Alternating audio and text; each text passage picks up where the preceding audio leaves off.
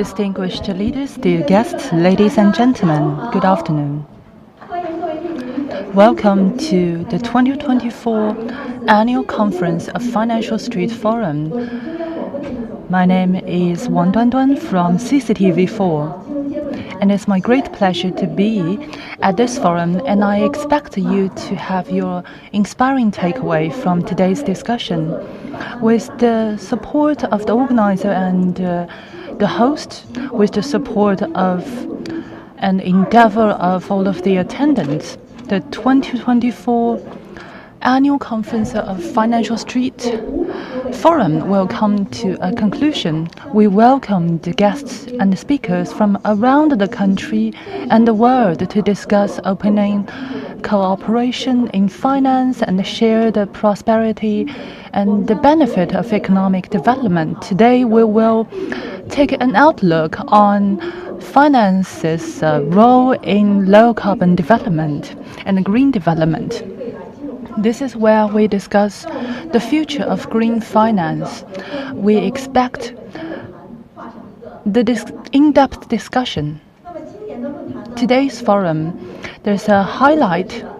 We have established a Hong Kong parallel session. Experts and leaders from Hong Kong SAR will also join us online. And hello there. And I thank Bank of China and Bank of China Hong Kong branch for your support. We will have 3 sessions this afternoon. First of all, please allow me to introduce to the guests this afternoon. We have the Deputy Mayor of Beijing, Mr. Sun Shuo, Finance and the member of Chinese Academy of Social Science and the chairman of National Institution for Finance and Development, Mr. Li Yang, and the Cui Rong from Everbright Bank, Wang Zhiheng, the Foreign Exchange Bureau Director Li Hongyan,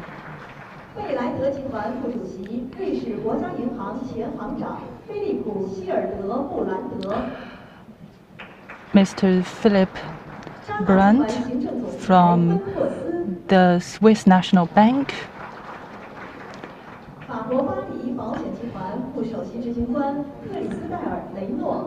Christelle Renaud from the Deputy Chief Executive Officer from BNP Paribas. We also welcome speakers from Hong Kong. We are happy to have Mr. Eddie Yue from the HKMA, Director of Hong Kong Exchange, Charlson Tan. We also have special guests joining us online, Chief Economist from WTO, as well as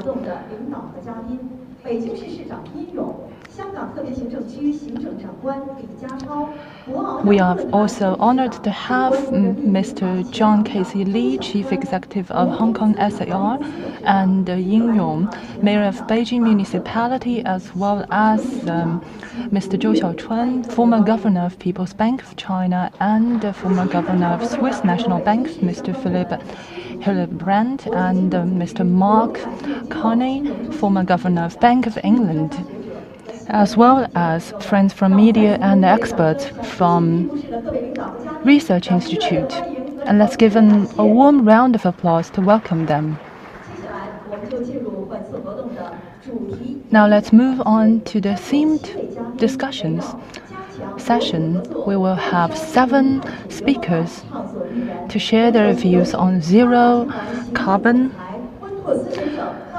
development. And now let's first give the floor to Mr. Bill Winters, the Group Chief Executive from Standard Chartered.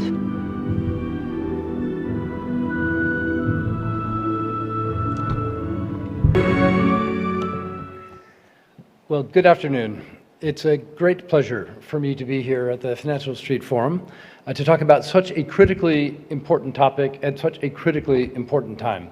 So thank you very much for having me, and thanks for joining, and hello as well to all of my friends in Hong Kong, who I think recognizing that this is not just a Chinese issue, not just an Asian issue, this is a global issue.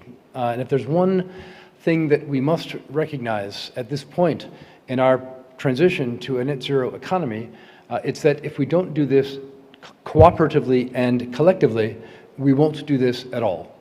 So with that in mind, I'll just take a couple of minutes to hit on three things. First is the tremendous contributions I and my colleagues at Standard Chartered see China making in regards to the net zero transition.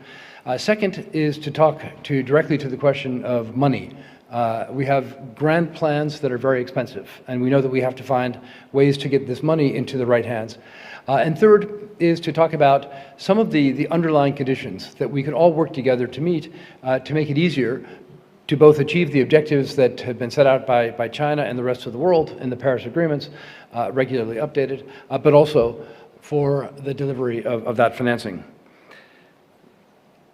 I've been very encouraged by the lead and the leading role that China has taken in the net zero transition, both domestically in terms of a substantial allocation of resources to renewable power, the core transition infrastructure, leading the way in terms of development of new technologies and the application of those technologies around the world, but also in terms of setting standards in a number of the critical areas, both domestically and internationally.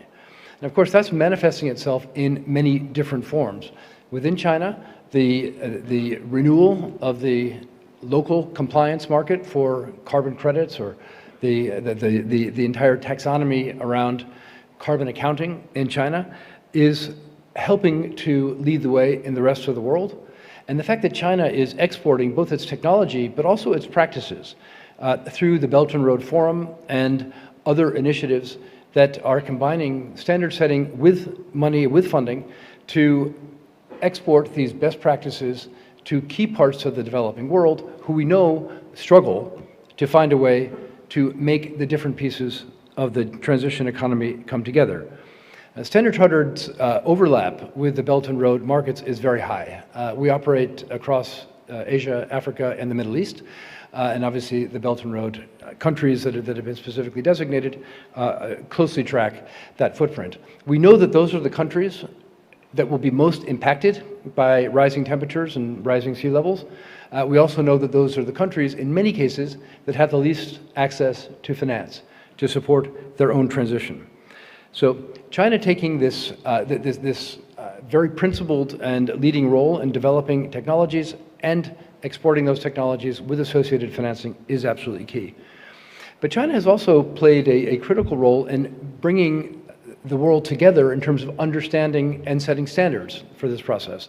The Common Ground Taxonomy, or CGT, which is being incorporated, of course, in China, but also very importantly in terms of convergence efforts with the EU and elsewhere. Having this common foundation is critical for us to achieve progress against what is fundamentally a global problem. I've been very encouraged by other initiatives within China around capacity building. So, looking specifically at things like the Alliance for Sustainable Investment, or CASI, where there's a specific focus on building capacity in China, but also, again, exporting that capacity and the capacity building techniques to the rest of the world. The green investment principles, I was very proud that Standard Chartered was the first company in Britain to sign up to the green investment principles and one of the early adopters. It's just critical that we have leadership from the largest players in the global economy in terms of setting these sorts of standards, setting the principles that we will all live by. Now, it takes us to the question of how we pay for this. We know that developing economies around the world will need almost $100 trillion of financing to affect their own net zero transitions. That money is not forthcoming. The work that Standard Chartered has done indicates that in key regions like sub-Saharan Africa, less than 10% of the money that will be necessary to effect a transition is actually likely to be available through any conventional means. We further know that the wealthy countries in the world will not do this philanthropically. And we know that the multilateral development banks or other development and developing financial institutions don't have the resources to close this gap. We can only accomplish this transition if we have a marrying of the private sector and the public sector. That's where banks come in, that's where the capital markets come in. And there are three things that we see that are absolutely critical in order to help bring the money and the technology together to achieve the climate transition that we're looking for. First is innovation. That innovation must come at a technical level, the basic research that is being led as much as anywhere in the world by China, but also at the financial level. New tools, new mechanisms to deliver money to where it is needed most.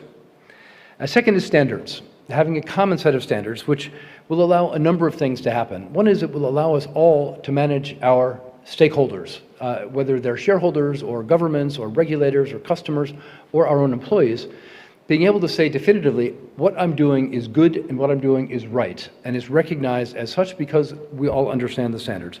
That is not there yet. Third is we need a marketplace for carbon. We do not have a marketplace today.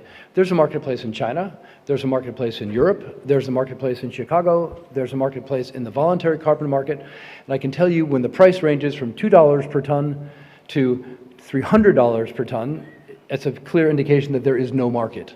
There's a lot of different markets. We need a single, coherent, cohesive market that's leveraging those same standards, that's supporting the innovation that can drive this substantial migration of money into the transition economy. In order for these standards to be set, we require cooperation across markets. Standard Chartered was an important part of introducing a voluntary carbon market standard setting body. It's called the Integrity Council for the Voluntary Carbon Markets. You'll hear from Mark Carney later, who spearheaded that initiative. We now have a 450 corporate members, many of whom are from China, who are working to come up with a common set of standards that is unassailable. No question, this carbon contract is a good contract. If we can get that established, and then if we can find a way to converge those standards with the standards in the different government-led markets, the CCR market in China, the European ETS market in Europe, etc., we will create a single global marketplace that will allow hundreds and hundreds of billions of dollars of financing to flow into the hands of the people that need it most. That is a key objective for us. It's a key objective for all of us. Just a couple of words in conclusion. I believe very strongly, I think we believe very strongly, that the private sector has to be co-opted into this process.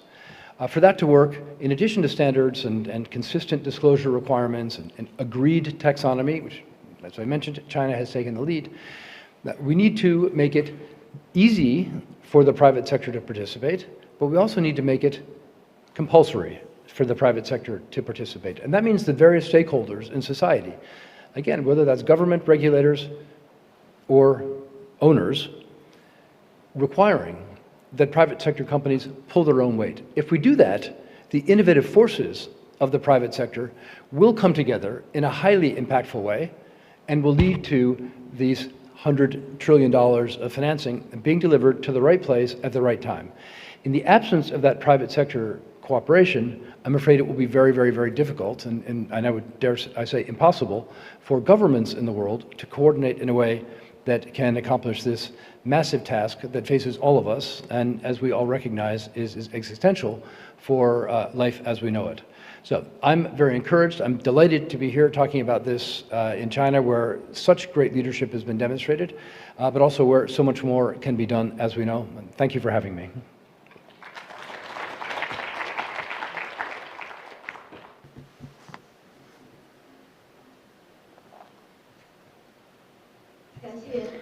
I thank you, Mr. Winters. Thank you for your wonderful speech. So it further informs us on the multilateral cooperation. Next, I'll give the floor to the Hong Kong session. Today, we are holding these parallel sessions, and we will talk about how, in the background of sustainable development, cooperation, and will contribute greater to the zero carbon development. Today, we have honor to have invited Mr. Yu Chu, the Chief Executive of the Hong Kong Monetary Authority. Now, let's give the floor to Mr. Yu. Dear distinguished guests, dear friends, good afternoon. It's such a pleasure for me to attend this annual conference of the Financial Street Forum. And for the concluding ceremony, and I'm so glad to see that we have a parallel session in Hong Kong. It demonstrated that the sustainable development of the financial sector is a key topic, and it's also a great support to the financial development in Hong Kong. Green development or green financing, it is imperative. In 2023, and we see that we see the widest fluctuation in the climate change, and we forecast that we are going to see big, higher in the temperatures. We see countries around the world have adopted measures to reduce their carbon emission so as to prevent the occurrence of extreme weathers. So this is a global challenge and requires a joint efforts. And for the financial institutions and the regulators and the private public partnerships, and we need to work together to create the conducive facilitating policies to extend greater support for the green development for the carbon reduction, especially in some high emissioners. We need to help them to transform their operations.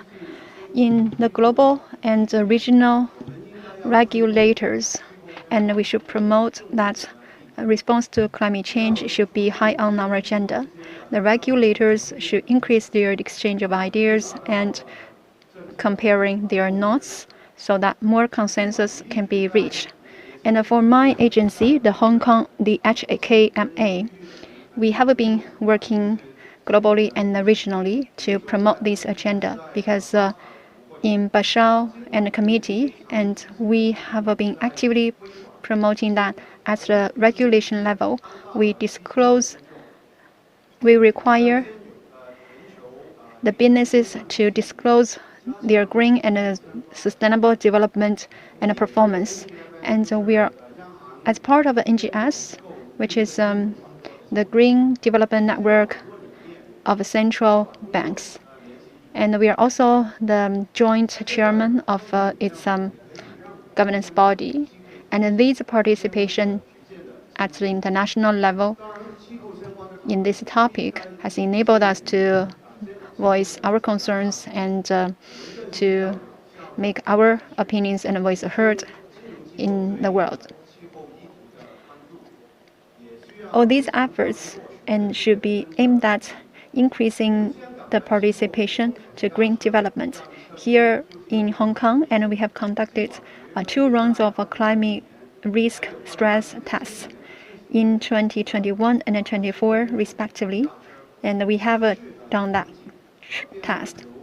And the variables and the set scenarios have been advised by the HKMA. And so in building their testing models, and we are incorporating the factors and variables that of our great interest. And we have 46 banks have been covered in this test in 2024, and 24 of them are international banks who have branch offices in Hong Kong. Their feedback shows that this testing is of a great information and relevance to the test in their branch offices located in other parts of the region. And these tests have also helped their groups and their businesses to improve their governance and corporate culture. To build a supporting policy, and we need to mobilize the forces in the market. The private players are important. And for us, and on the one hand, we can encourage more PPP, and more financial resources can be mobilized to provide more financial resources to those who have a urgent demand or need to conduct green and sustainable business operation. And for us and HKMA, as one of the biggest asset owner in the world, we have been very responsible in making investment decisions, and we have set fine examples to the investors. In 2019, we have URPIA, one of its first batch of a signatory in 2019. And also, we are also part of the key contributor to the goal of achieving net zero emission by 2050. So green investment is what we advocate, and we hope to ensure that green investment can reward a long-term return. For example, our investment in sustainable development years ago has seen us one of the first movers in this direction. As early as 2015, we have started to invest in green energy. If we are very practical in making our investment decisions and also make it a philosophy in making the investment, we believe that similar or comparable returns can be expected from the green investment.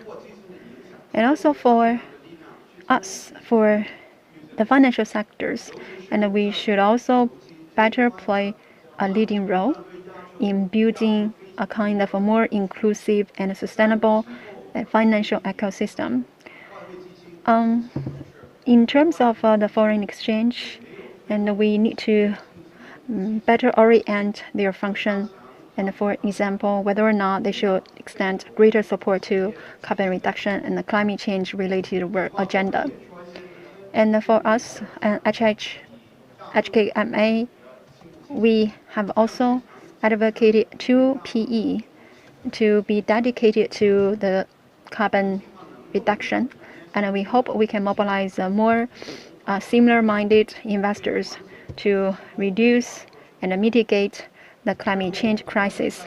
To conclude, I would like to thank this Financial Street Forum and to provide this valuable platform to conduct dialogue. And I see that among the audience, we have many leaders in the green finance sector. I look forward to hearing more from you, and I'm looking forward to the release of the outcome from this forum.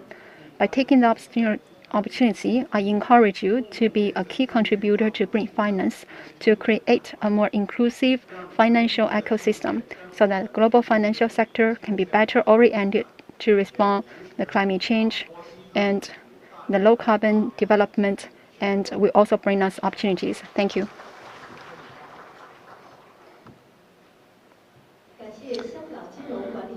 I thank you, Mr. Eddie Yu, who is the Chief Executive of the Hong Kong Monetary Authority.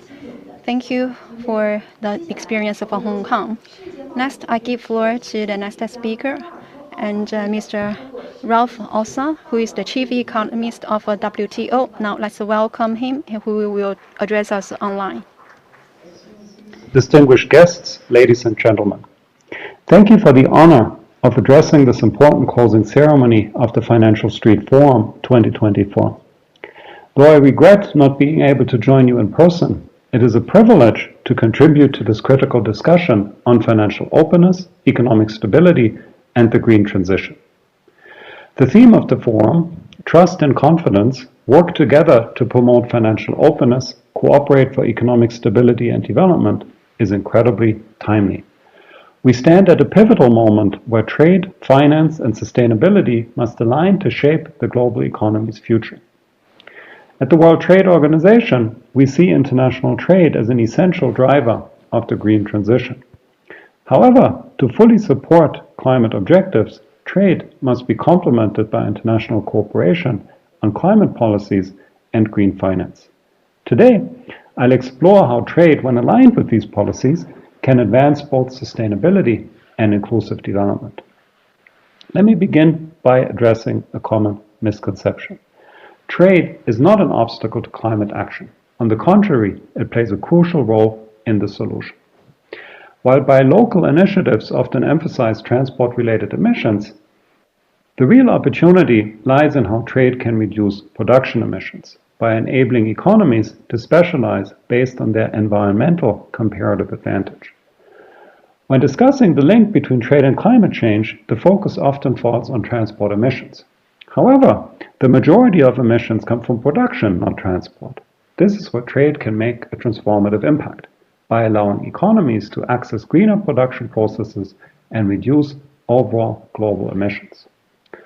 Production emissions vary significantly across economies depending on access to clean energy, technology, and industrial practices. Countries with better resources and cleaner energy can produce goods with fewer emissions. Trade enables economies to source goods from these greener producers, reducing global production emissions and in many cases offsetting the additional transport emissions. In this way, trade helps lower overall carbon output.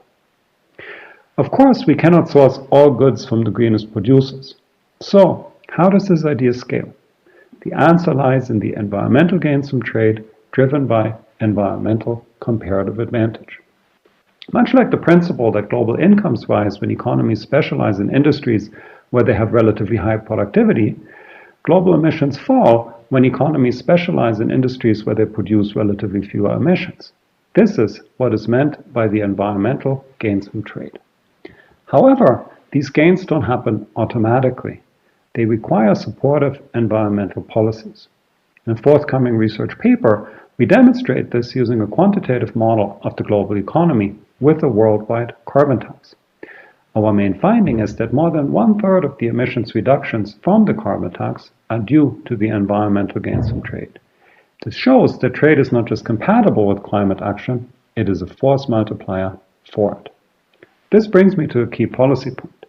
The multilateral trading system, particularly the WTO, should be safeguarded as economies pursue their climate goals. As economies increasingly adopt climate-related trade measures, it is important to manage any resulting trade tensions within the WTO framework. We must ensure that climate and industrial policies remain aligned with WTO rules to promote both environmental and trade objectives. Protectionism, even when justified on environmental grounds, will harm global trade and slow progress towards climate objectives. Instead, we need to focus on enhancing policy coherence, ensuring that trade and climate policies are mutually supportive. The WTO is well positioned to resolve trade tensions and promote both trade and sustainability. Now, let's turn to the focus of this forum, green finance. While our research shows that much can already be achieved with current technologies, the full potential of green comparative advantage can only be realized through significant investments in renewable energy and green technologies. Many developing economies are naturally endowed with renewable energy resources, abundant sunlight, wind, or hydropower. These economies have the potential to develop environmental comparative advantages in energy-intensive industries, creating a path towards both sustainable development and reduced emissions. However, realizing this potential requires substantial investment in renewable energy infrastructure and industrial capacity. One interesting idea is the concept of green industrial parks, proposed by Harvard professor Ricardo Hausmann. These parks would relocate energy-intensive industries to regions with abundant, low-cost renewable energy. By positioning industries near renewable energy sources, such as solar and sunny regions or wind and windy areas, green industrial parks can significantly reduce global emissions while creating economic opportunities. One of the key challenges of renewable energy is the high cost of transporting and storing it. Instead of moving the energy, we can relocate industries to the regions where it is produced. For example, relocating steel production to regions rich in solar or wind energy could drastically reduce the carbon footprint of this essential industry. But to make this vision a reality, we need international cooperation on green finance. This is where trade connects to the theme of this conference. By aligning green finance with international trade and climate policies, we can build the infrastructure needed to support sustainable industries worldwide. Conclusion: trade is a powerful force for achieving climate goals, but only when supported by complementary climate policies and international cooperation. The multilateral trading system must be preserved and strengthened to ensure that trade continues to drive sustainable development. The green transition is not only an opportunity to reduce emissions, but also to foster inclusive economic growth, particularly in developing economies. However, to seize this opportunity, we need substantial investments in green technology and infrastructure investments that green finance must provide. By aligning trade, climate policy, and finance, we can build a global economy that is both sustainable and inclusive. I look forward to continuing our collaboration to achieve these critical goals. Thank you very much.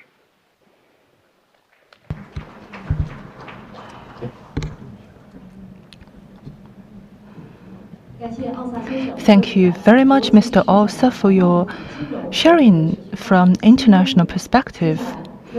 Now I give the floor to the Deputy Chief Executive Officer from BNP Paribas. Let's welcome Madam Christella Renaud.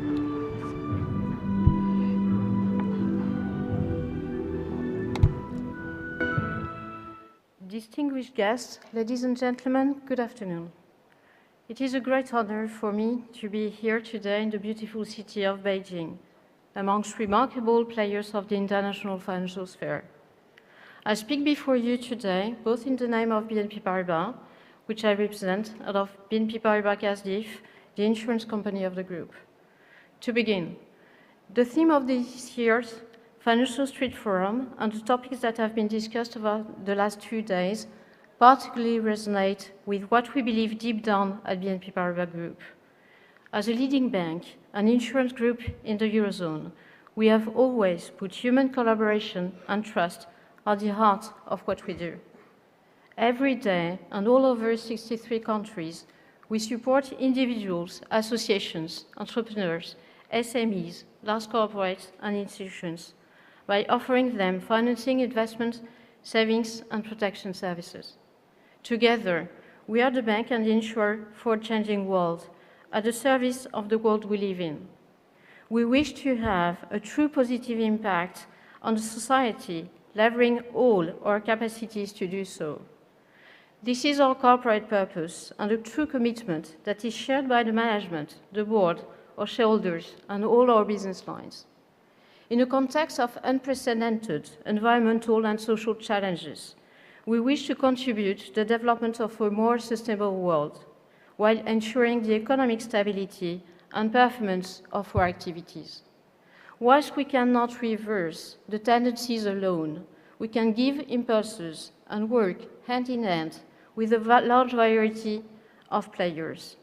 As we finance the real economy and the projects of millions of corporates and individuals, we believe we can exert a real positive influence.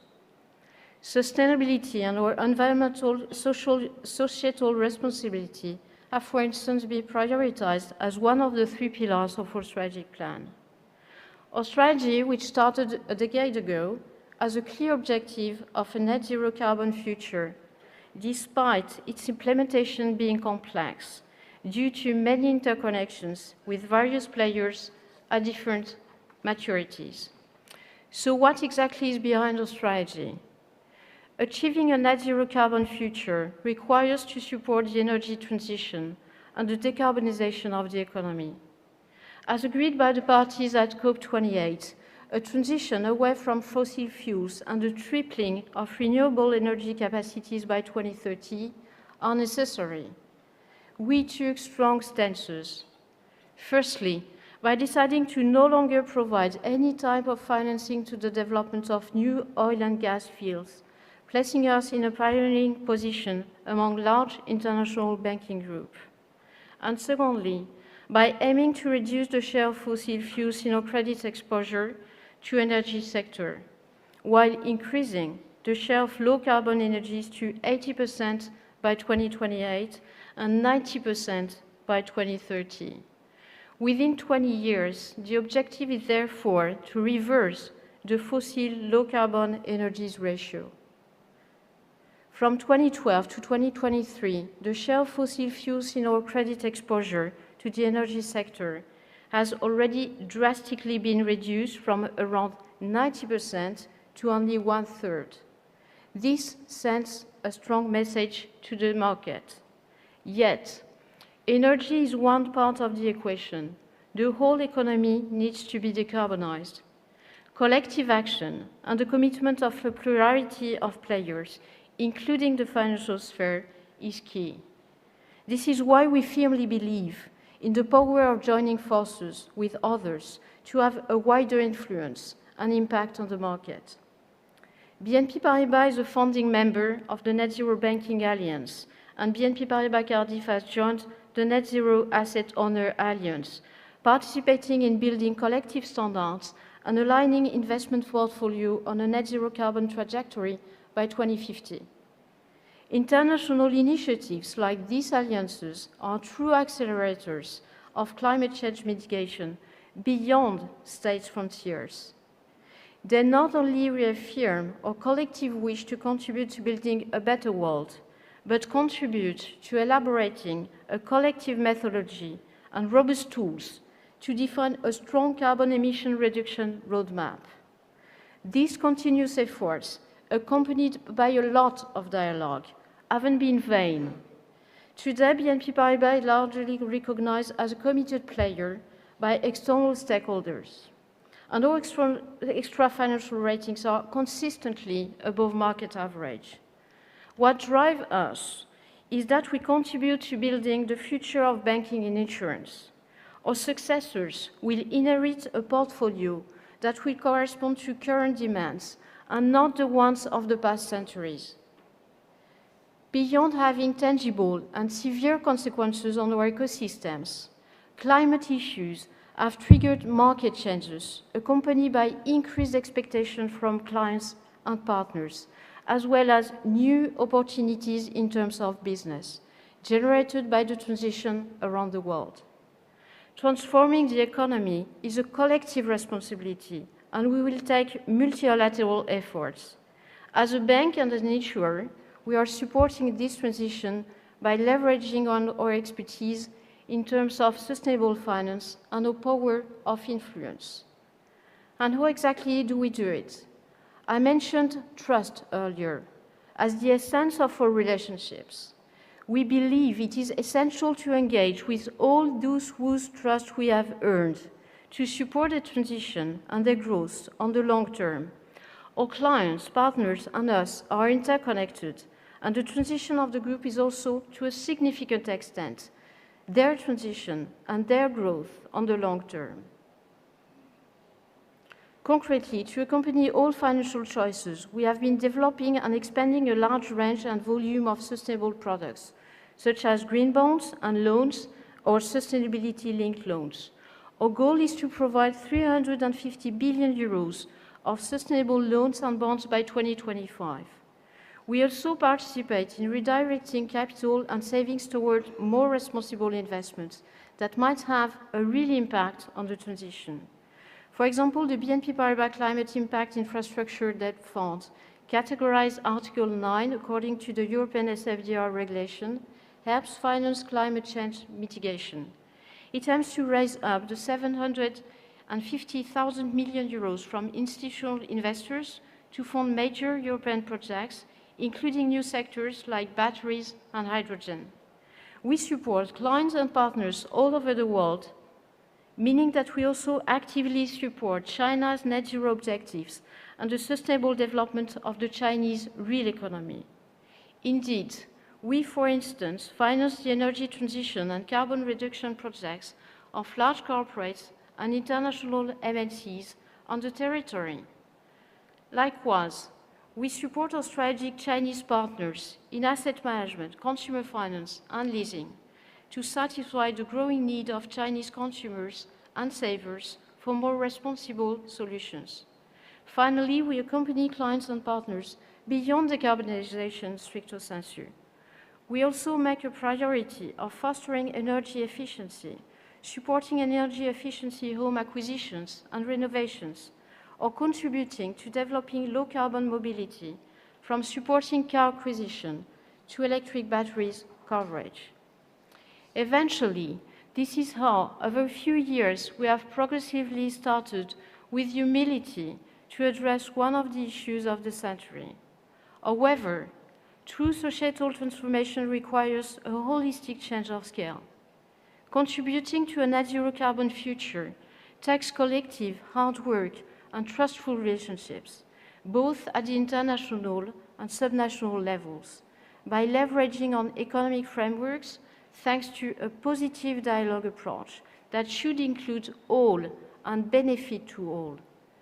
China and its corporates, which are already tackling climate change and pursuing green development, play a key role in contributing to the emergence of innovative and low-carbon technologies, as well as in defending a climate agenda in international negotiations.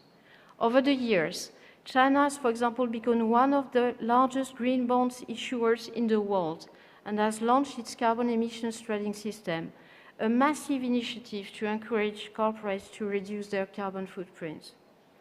Strengthening cooperation within the financial sector and beyond on every continent is more necessary than ever. Together, we need to promote a sustainable and just transition. This is the reason why we remain open and ready to engage with any player who believes in positive impact and in collective actions. Thank you very much for your attention.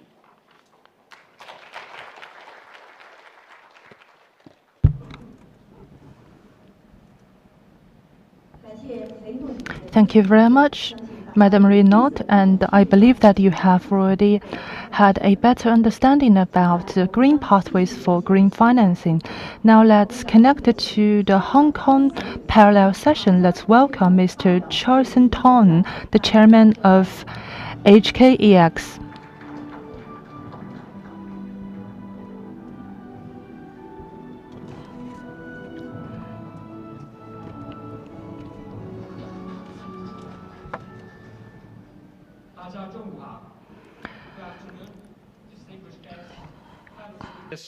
And ladies and gentlemen, thank you for the honor. It's my great pleasure to be speaking at this very important event among such esteemed company. Today, we're engaged in a vital dialogue about strengthening international collaboration to develop carbon zero solutions. This conversation must include China. As the world's second largest economy and the largest carbon emitter, China plays a crucial role in our collective climate efforts. It is also a leader in energy transition technologies, making significant strides towards its ambitious dual carbon goals and championing clean energy innovations. However, climate change is fundamentally an international issue requiring global solutions. This urgency is heightened as international collaboration faces challenges. Despite these challenges, we at Hong Kong Exchange remain optimistic. Collaboration will prevail because it is imperative. As a premier international financial center, Hong Kong is uniquely positioned to bridge China and the global market. This role comes with both responsibility and privilege to act as change agents driving global sustainability. So, how can we fulfill this responsibility? From a Hong Kong Exchange perspective, we focus on three key areas: platforms, products, and partnerships. Let's start with listing framework. Probably the most important platform in Hong Kong's capital markets is our listing framework. Not just because it enables us to introduce reporting regulation that help harmonize global reporting standards, something which is critical to international collaboration, but more so because it is a framework that has been thoughtfully constructed to cater to the evolving needs of high-growth innovation sectors, including green technology. It has already transformed Hong Kong into a world-leading fundraising venue for biotech and new economy companies. And last year's introduction of Chapter 18C provides a clear listing role for specialist technology companies, including those in green tech sectors. China is a world leader in the development of green technologies, especially electric vehicles, batteries, solar panels, and wind turbines. Take EV as an example. The global market was valued at approximately $388 billion in 2023, and is projected to reach $951 billion by 2030. Chinese EV manufacturers must therefore lead this growth and will require substantial capital.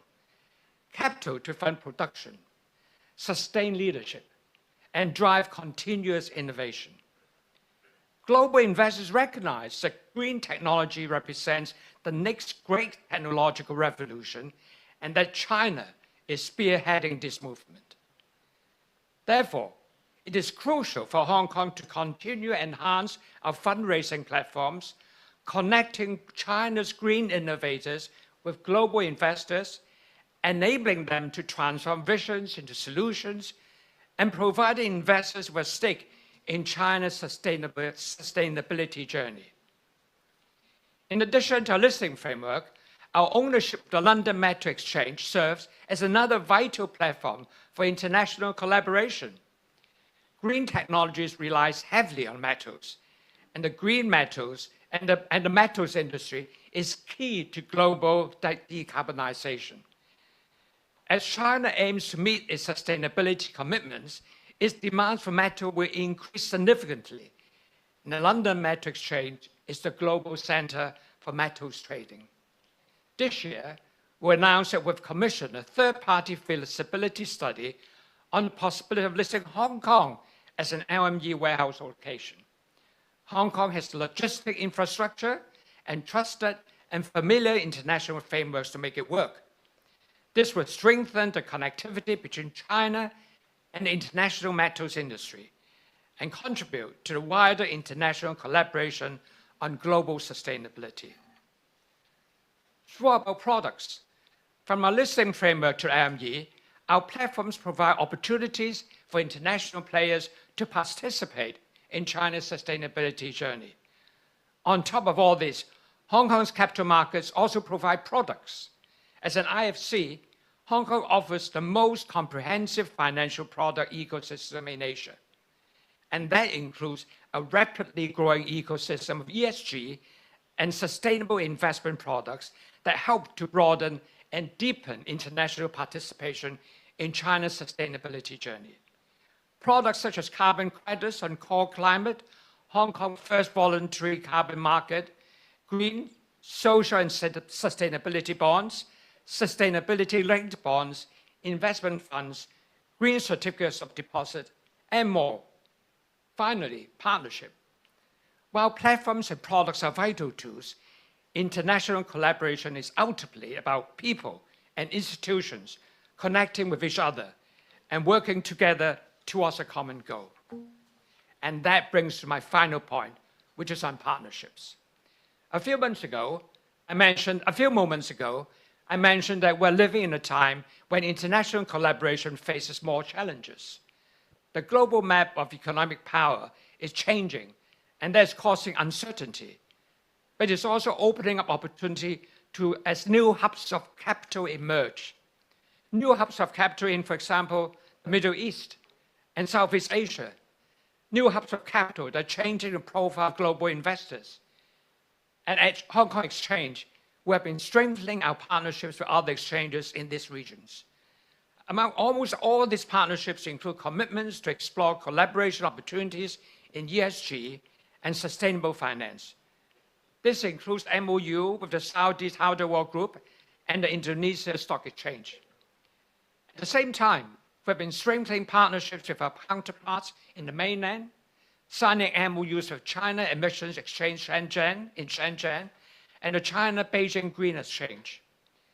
At the level of capital markets, the appetite for international collaboration is very healthy.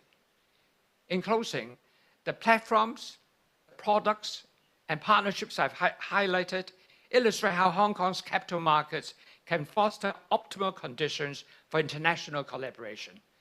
At Hong Kong EX, we recognize the urgency of combating climate change. We're witnessing a remarkable global effort to align the objectives of business, society, and the planet. This motivates us to work alongside our partners and stakeholders in Hong Kong, mainland China, and beyond, strengthening international collaboration to tackle this paramount global challenge. Thank you very much.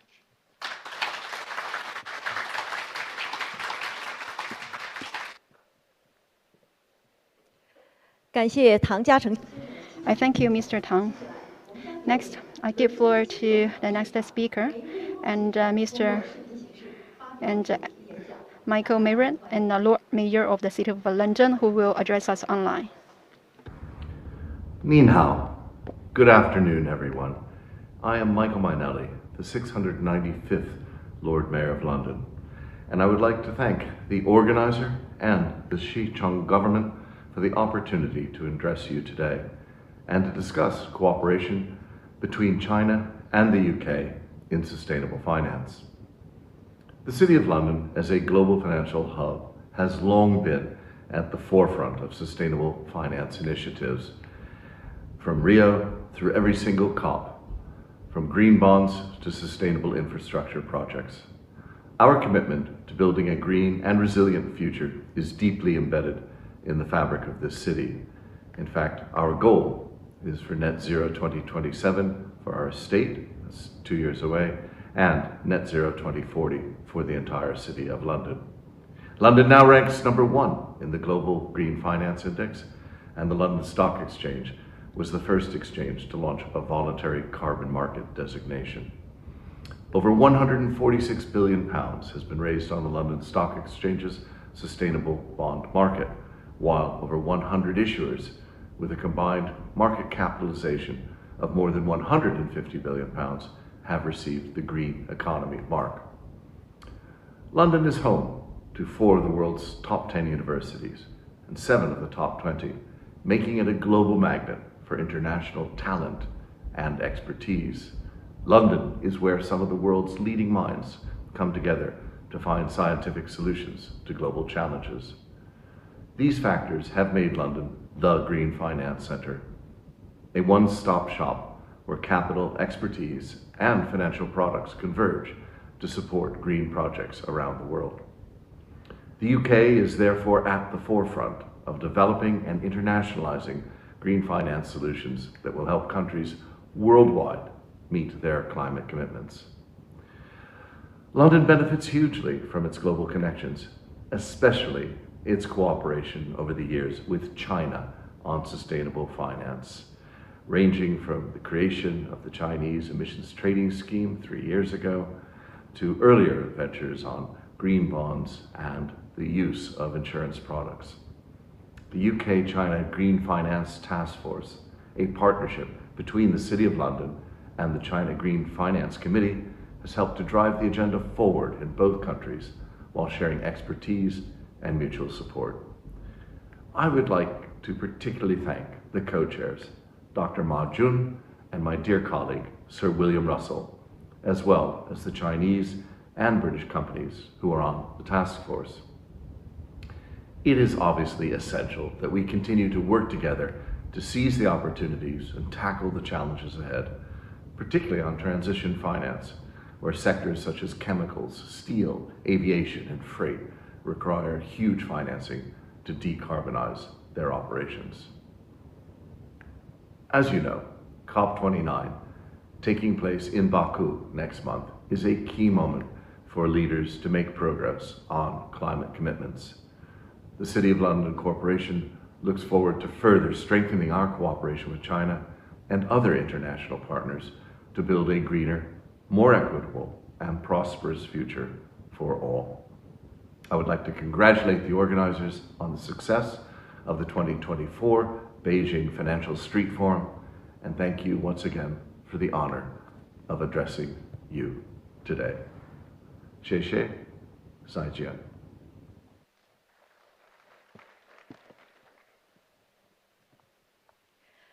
感谢梅瑞梦先生分享。I thank you, the mayor of the city, and I thank you for sharing the experience. Next, I give floor to the next speaker, and Mr. Li Yang, member of the Chinese Academy of Social Sciences and chairman of the National Institute for Finance and Development, CASS. Your Excellencies, dear distinguished guests, good afternoon. It's a great pleasure to attend once again this annual conference. We see that on some hot topic relevant to the whole world, countries seldom reach consensus. But on green development and low carbon development, we have unprecedented consensus in the world. And we hope that countries around the world will cooperate and collaborate on this topic. To promote green and low carbon development, China has made great progress.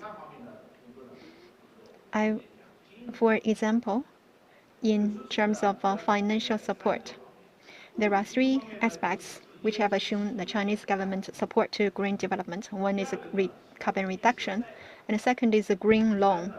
The third is green bonds. Put them together, we have a 35 trillion RMB, which is the biggest in the world. But despite all these achievements, for its big population, it's a big country and a complicated situation, to press ahead with the green and the low carbon development is not easy. The challenges are multifaceted. The obstacles need to be removed. Let me share with you a summary of the challenges. First, it's hard to measure or to evaluate the pollution emission or the carbon reduction. It's very hard to get the accurate information. It's known that the International Financial Forum is talking about in the next 2 years the top world 10 risks, financial risks. The first one is misinformation. 把这个信息的获得准。 To get the accurate information is important, but that's missing. So to develop low carbon is a manifestation of this challenge. And the second challenge also relates to information. For example, the emission of air pollution or the emission of carbon, reduction of the carbon emission. The regulators may not have information on the same page. And there are various conflicts of interests and disinformation. And the third challenge is some of the external factors can hard to be incorporated or accommodated. In economics, and many of the borrowed practice can be digested and incorporated. For example, you said that it's hard to coordinate the two sides. And then you may say, let's invite them to the same table and do the coordination. But it's not always that easy. And the fourth challenge is there is a lack of suitable financial tools. Although we have multiple tools, but few of them are suitable. And I think this is attributed to the complicated situation in the financial sector. Last but not least, we do not have a sustainable business model. In pressing ahead this pilot or trial and the program is not a pure economy issue or financial issue. It concerns the social issue and the fiscal issue. So from the perspective of financial sector, to find a tool is very hard. Therefore, we have to find the solutions. In conclusion, in China, there are a few solutions. Administrative manners is a way, or fintech. There are 5 themed chapters rolled out by China. One is green finance and fintech. We need green measures to put forward to propel obstacles in fintech. We need to consider externalities. because external factors exist. Therefore, the market mechanism doesn't often work as expected. Therefore, fintech, it is fair to say, it has provided us such a tool. We can tap into fintech to discover information and leverage public information to analyze the problems. And we need to identify greenwashing and such activities, so that to create financial support to those companies who are really committed to green. Second, we need to leverage internet platform where we can convene the power of the regulators and the suppliers to find a coordinated and comprehensive solution. But we also need to understand that effective green and low carbon finance rules, tools, and instruments are all targeting green. Loans will be given as long as it's green. Finance will be offered as long as it's green. But we have to notice many economic activities, many market players are not green. Although many of them would like to transfer to green, but some are still not green. But our goal is to ensure such companies with the intention will be able to realize green transformation. Those who are not green perhaps need to be closed down, and sometimes they will also encounter job losses, unemployment, and lead to unemployment and distressed assets. If this problem cannot be solved, then green finance will have its challenges. Then that's why we lead to a concept called transformative finance.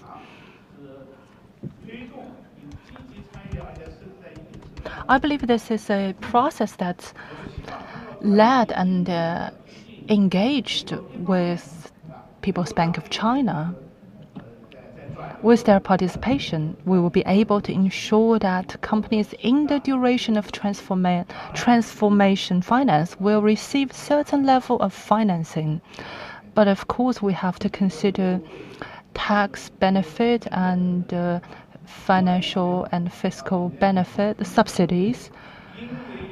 In the meantime, we have to take into consideration of the fact that companies will have to close down and transfer some of their facilities, and to find a pathway out for such kind of companies. In this regard, after arduous exploration, we have made significant outcomes. As an institute for research, we are happy to work with other parties to explore new solutions. Last, I would like to share some outlooks. I was engaged in an AI topic at a parallel session of the Financial Street Forum. AI has been a hot topic because the economics laureate of Nobel Prize are AI scientists, making people doubt, is it a chemistry award or is it a computer science award? What differentiates AI is that AI is able to cultivate or train entities that are able to compete with humanity. They will act not only as a tool, instead, especially for generative AI, they have the potential to compete with human. So I've put 3 images here. One is from China, 2 are from the US. They are photos of unmanned vehicles. If the prospects are promising, and considering China's strength, competitiveness in electric vehicles, in the future, in green development and low carbon development, China will be able to make our contribution and share Chinese experiences with the international community to promote low carbon and green development and mitigate climate change. And thank you.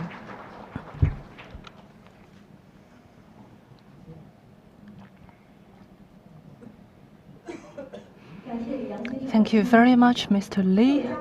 Ladies and gentlemen, thank you very much for your sharing. Your inputs will help to gather wisdom and strength for the transformation. Financial Street Forum is seen as the flag that's leading the direction of financial development. And we have announced 70 outcomes, which has won media attention. Now we will release the top 10 media-focused achievements of this year. Please join me watch a short video.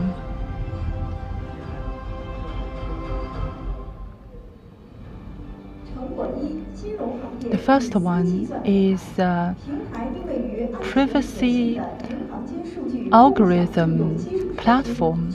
It focuses on data shared on the platform can be used but cannot be tampered. The second achievement, Equity Investment Index, which will establish a digital tool to understand China's equity investment. 3, Industrial Map 2024, which will help to understand China's industrial development in order to establish an integral market. 4,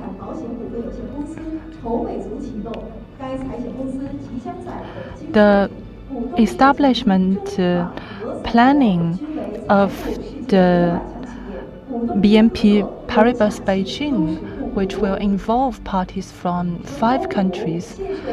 5th, the extraterritorial legal standard non-profit platform. Number 6, MIIT Finance and Industry Cooperation Platform has made an output of 1 trillion, providing new impetus into industrialization. 7, the establishment of the carbon settlement data for China debt. And 8,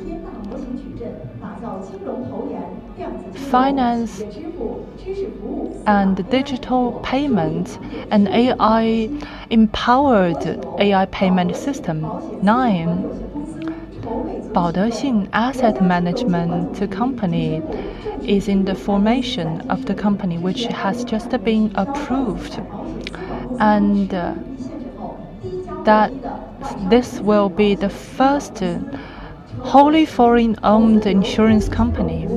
10, 投资流 investment platform, which has incorporated a new philosophy and mindset in the financial development. These 10 achievements have shown the new changes and new achievements in the financial development, which is inspiring, and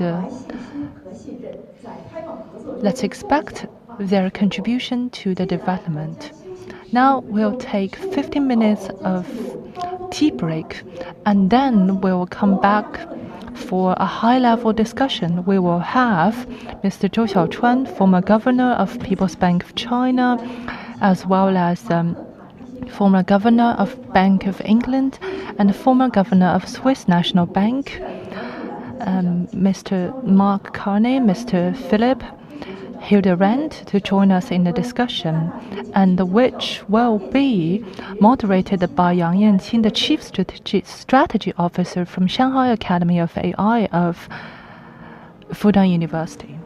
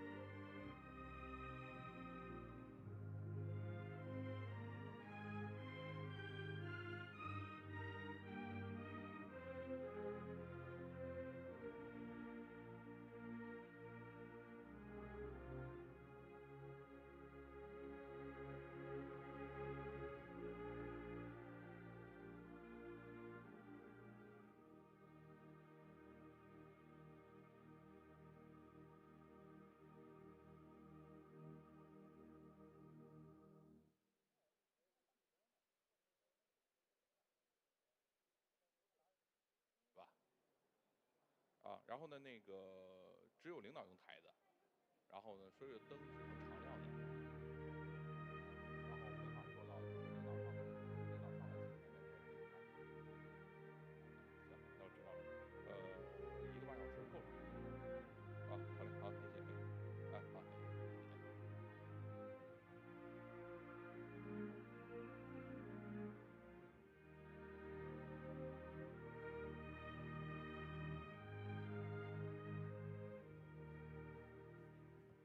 没问题，那就一直开着呗。主持人不用他了，主持人应该是立的，还是我手持的？就市长自己用那个。没有了，加上是视频，就是圆桌对话完之后，然后李家超视频，然后最后是1个半小时，没问题。好嘞，好，谢谢。哎，这个没问题了。这个是翻译器啊，它没有。搁这儿容易引起领导就觉得这是干什么用的？没人用翻译器。没人，如果是主持人的话，全程主持人圆桌介绍圆桌。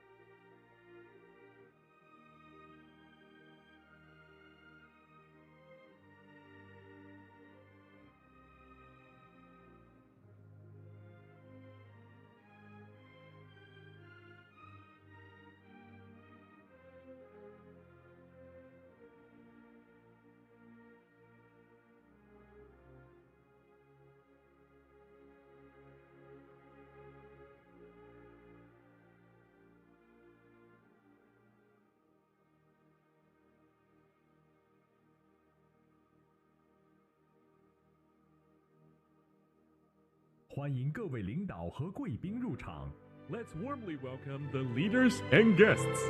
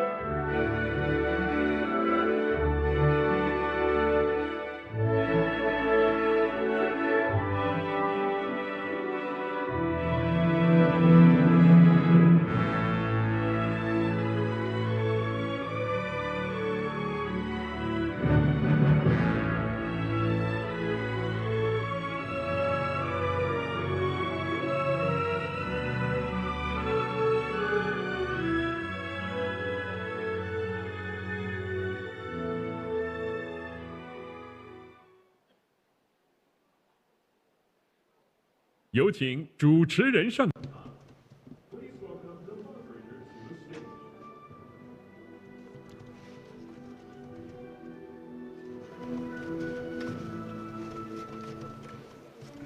Your Excellencies, dear distinguished guests, it's 最重要的一个 my great pleasure to moderate this panel discussion. So first, let me welcome onto the stage the three panelists.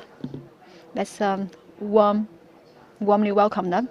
They are the Vice Chairman of Boao Forum of Asia, former Governor of the People's Bank of China, Mr. Zhou Xiaochuan, and former Governor of the Bank of England, Chair of Brookfield Asset Management, Mr. Mark Carney, and former Governor of Swiss National Bank, Vice Chairman of BlackRock, Mr. Philip Hildebrandt.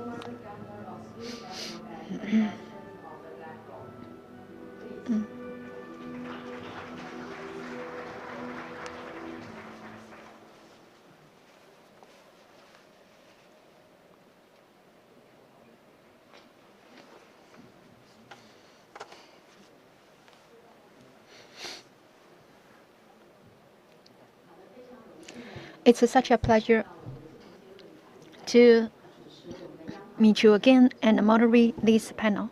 我们这一节的讨论议题呢， The topic for discussion is diversifying financial support for global green development. I think this is not a strange topic or unfamiliar topic to you all. So you know the three panelists. They are the and a net zero carbon area. 那么在这个绿色金融 and in carbon reduction, low carbon development, green development, they are very well-known leaders. So I will not introduce more of them. We will go direct to the discussion. Today is a very important timing because in the context of global climate change in 2023, we recorded the historical highest temperature in human history. It's including the pre-industrial temperature and the modern industrial temperature. So it's an alert and an alarm. And we expect that, and we will have a more challenging temperatures. And this year, we see that we also have the highest temperature and this summer. So climate change is an urgent issue. And today, to the COP28 Baku, it's just 20 days ago. So days ago, I have been talking with Governor Zhou, and I have been asking the momentum, the priority what should them be in the face of such grave challenges, and what kind of a momentum. I don't think we have enough momentum, and the priorities we need to show our determination. So I would like first to give the floor to Mr. Zhou, and could you please share with us your comments on the priorities? Do you think we face the challenges and the problems in the run-up to the COP29? Thank you, the moderator. Yes, indeed. In the recent couple of years, especially in the background of geopolitical conflict, climate change, and is it still prioritized by the world? It's a up to question, and it's also faced with grave challenges. From our perspective, all kinds of entities, governments, businesses, non-governmental organizations, many institutions, they have multiple goals or targets. And they have different priorities because they may shift between the priorities. And some have a top priority, and some top priority have become sub-top priority, and then some less priority has become top priority. If your management or governance is not very good, and you will find that there is always a kind of a trade-off or rebalancing. It's you may gain in one respect, but you may lose in another respect.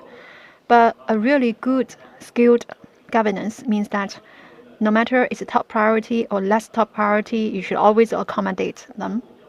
So the multiple goal or target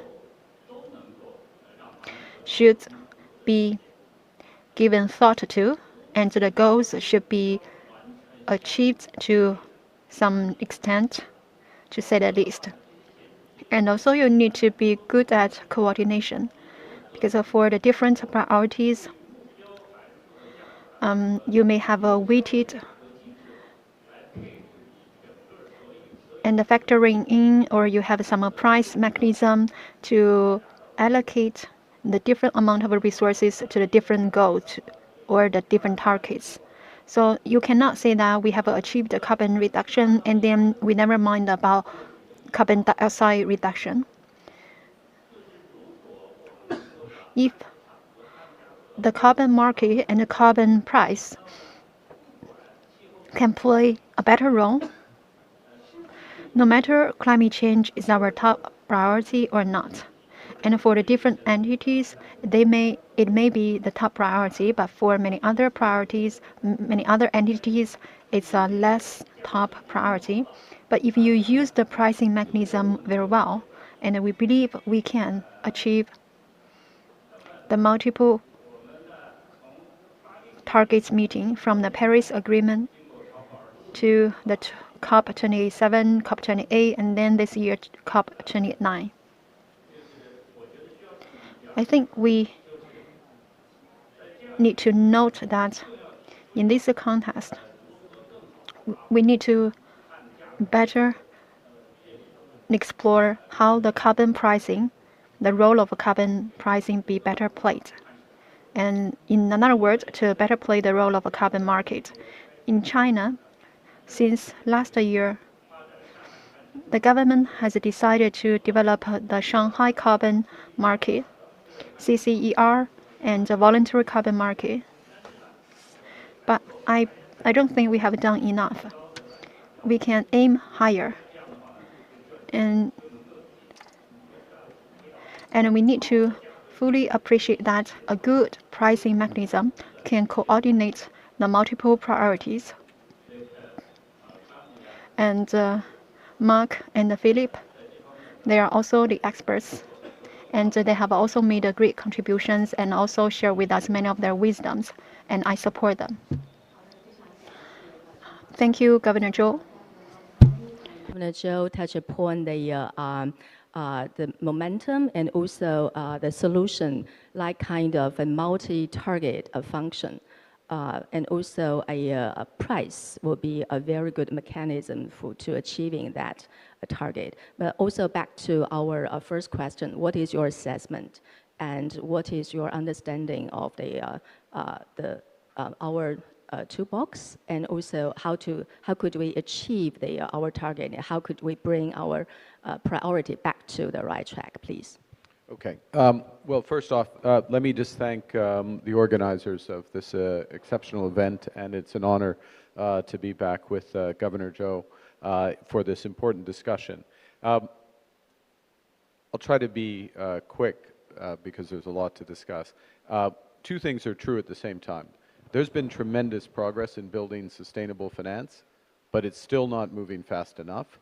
That's the first point. The second is that, as Governor Zhou indicated, there's this interplay between finance and policy, and particularly a carbon price. So finance can't do the job on its own. It needs the policy framework in there. Now, where are we on climate finance as a whole? I would say we have three gaps right now. We've made a lot of progress, but there's still three gaps. The first is around data.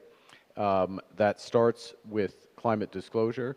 And it's a great pleasure to be here in Beijing with China leading, not just as co-headquartering the ISSB. We worked hard to create the ISSB, but also with the 2027 implementation here.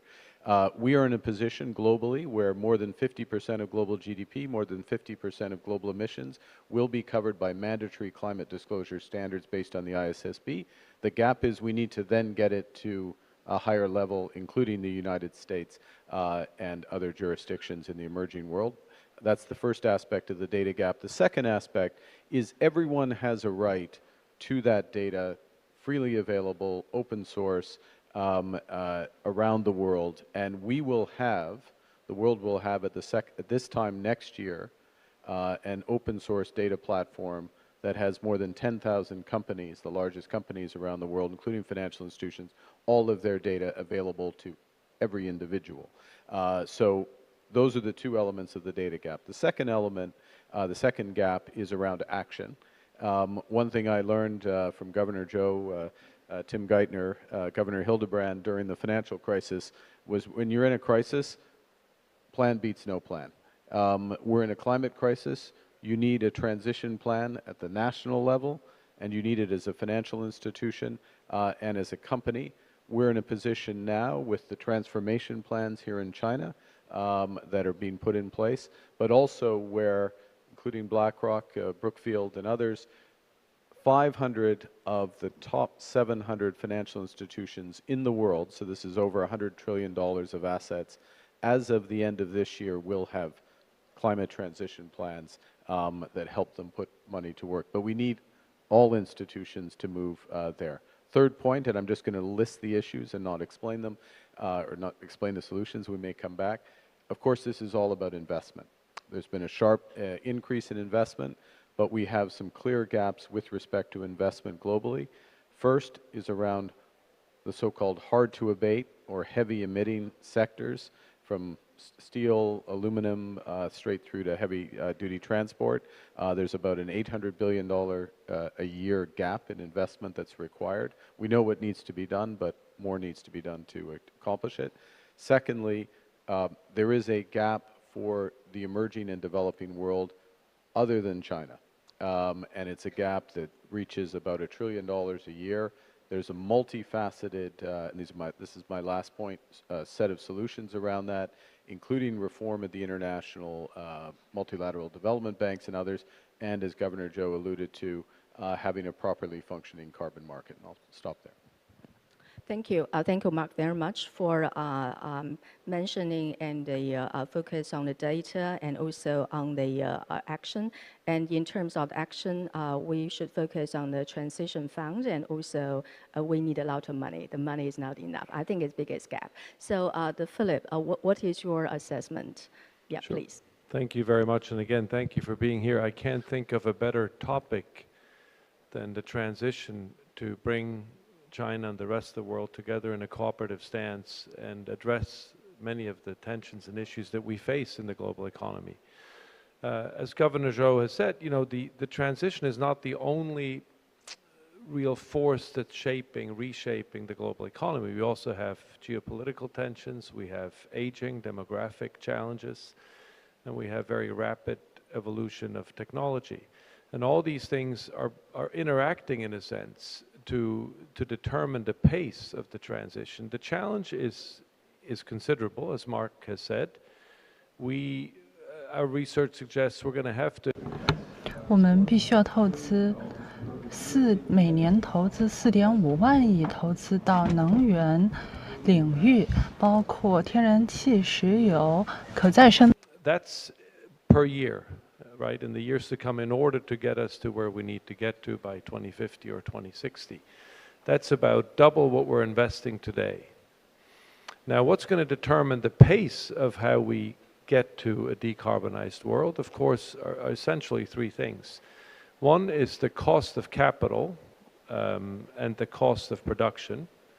So the quicker you can, or the faster you can break the cost curve and reach tipping points where renewable energy becomes more attractive, both for producers but also for investors, the more capital you're going to see flow into it. The second is, of course, consumer and investor preference. How quickly do people want to actually have green energy?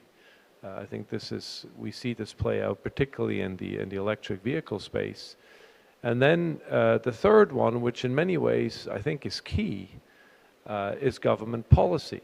Now, policy can be taxes, it can be incentives. Industrial policy has come back in force in the world. It can be tax subsidies, it can be regulation, or it can be market pricing. I think the reality is we're not going to have one common kind of policy standard across the world.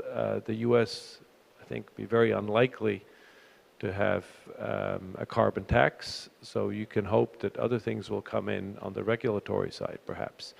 And the interplay of those forces are going to determine how quickly that extra capital that we need to spend goes into shifting from essentially fossil fuel-based energy into renewable energy.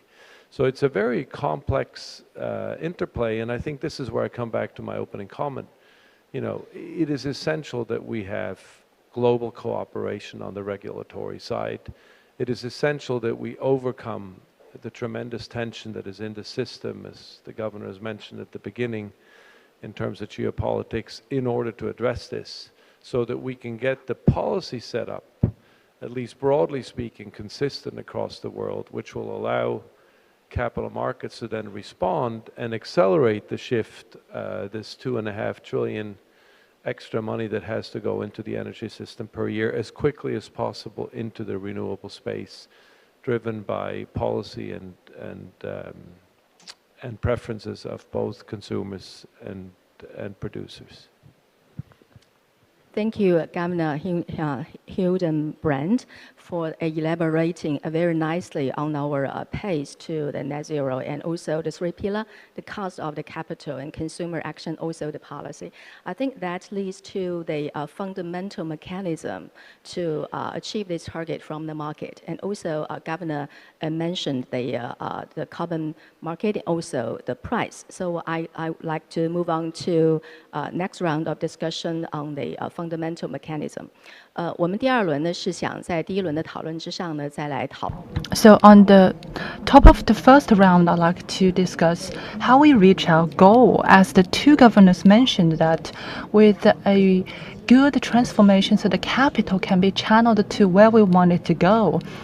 As Governor Zhou mentioned about the power of the carbon market and the carbon pricing, I believe in the second round, let's back to the topic mentioned by Governor Zhou about the carbon pricing. The two governors all mentioned about one underlying factor, that is the carbon pricing, because carbon pricing is the fundamental factor, a North Star. However, the carbon market, the pricing is formed in a very complicated process.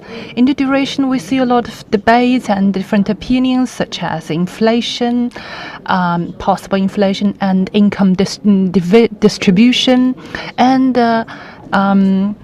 greenwash. So I'd like to go back to Governor Zhou. How can we reach a new consensus on top of these and go back to the importance of the carbon market and carbon pricing? And over to you, Governor Zhou. I think that's quite a broad question, as Governor Mark mentioned about the transparency and data-driven, guided, and to incentivize investment distribution, and I believe that's rather important. In terms of responding to climate change, with our endeavor in the past few years, we see different efforts, different kinds of incentives, but overall, we see that pricing as an incentive is more effective. Whereas other incentives over a period of time, it's proven not very effective, and the effectiveness fluctuates. And as you said, that pricing mechanism invites doubts. And for me, wealthy countries or poor countries, and would it lead to inflation, how it affects on different countries. There's discussion or debate on these topics, but what I hear the most is in the carbon market, there's a phenomenon of greenwash, as Mr. Guterres, the Secretary of UN, also criticized the phenomenon of greenwash.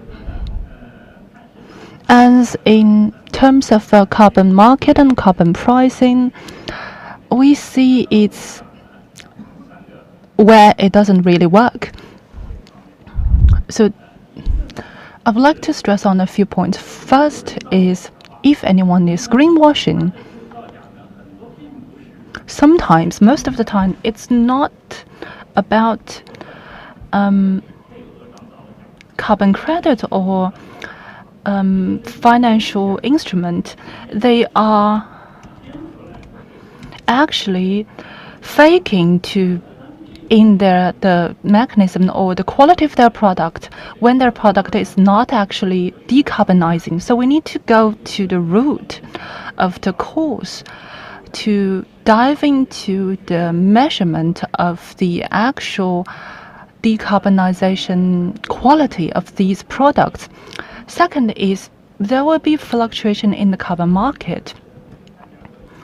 In Europe, we see decline of carbon price, and then there's a surge.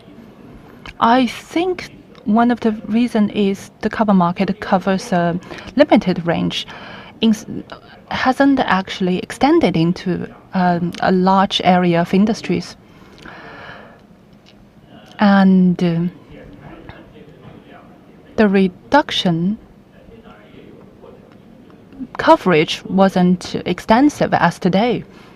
So we need efforts from and evaluation from the audit from the real economy as well. Well, same problem that can be seen in China. We activated the Shanghai carbon market.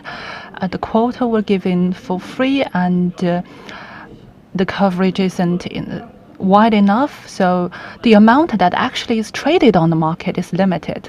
When the coverage is small and the amount is not big enough, the fluctuation will happen.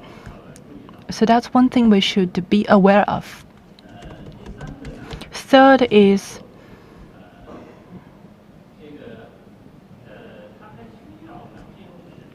we need the financial market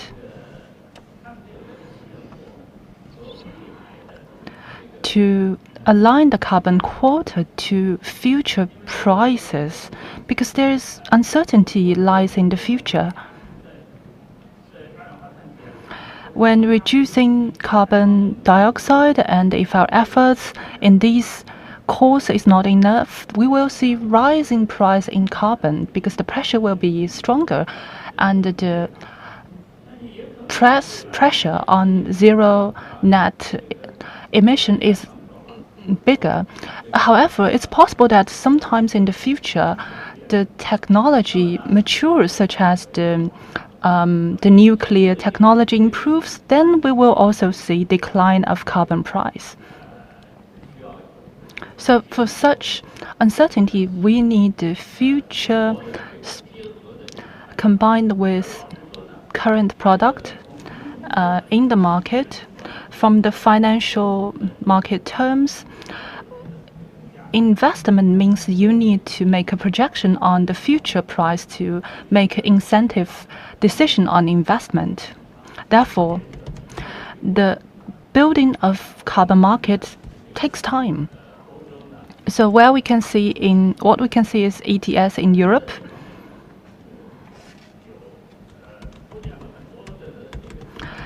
Offered us lots of reference and experiences. So worth China and other countries to draw from.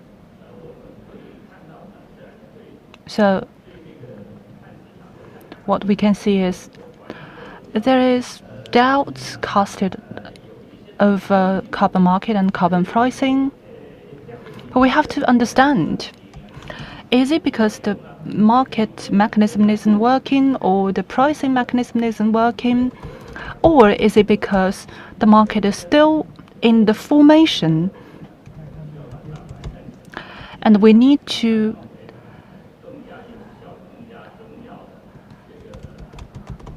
improve the market from the governance, management, and the incentives to make it work? And thank you, that's my sharing. Thank you, Governor Zhou. Thank you for your sharing. You shared something very important. First is carbon, the coverage, and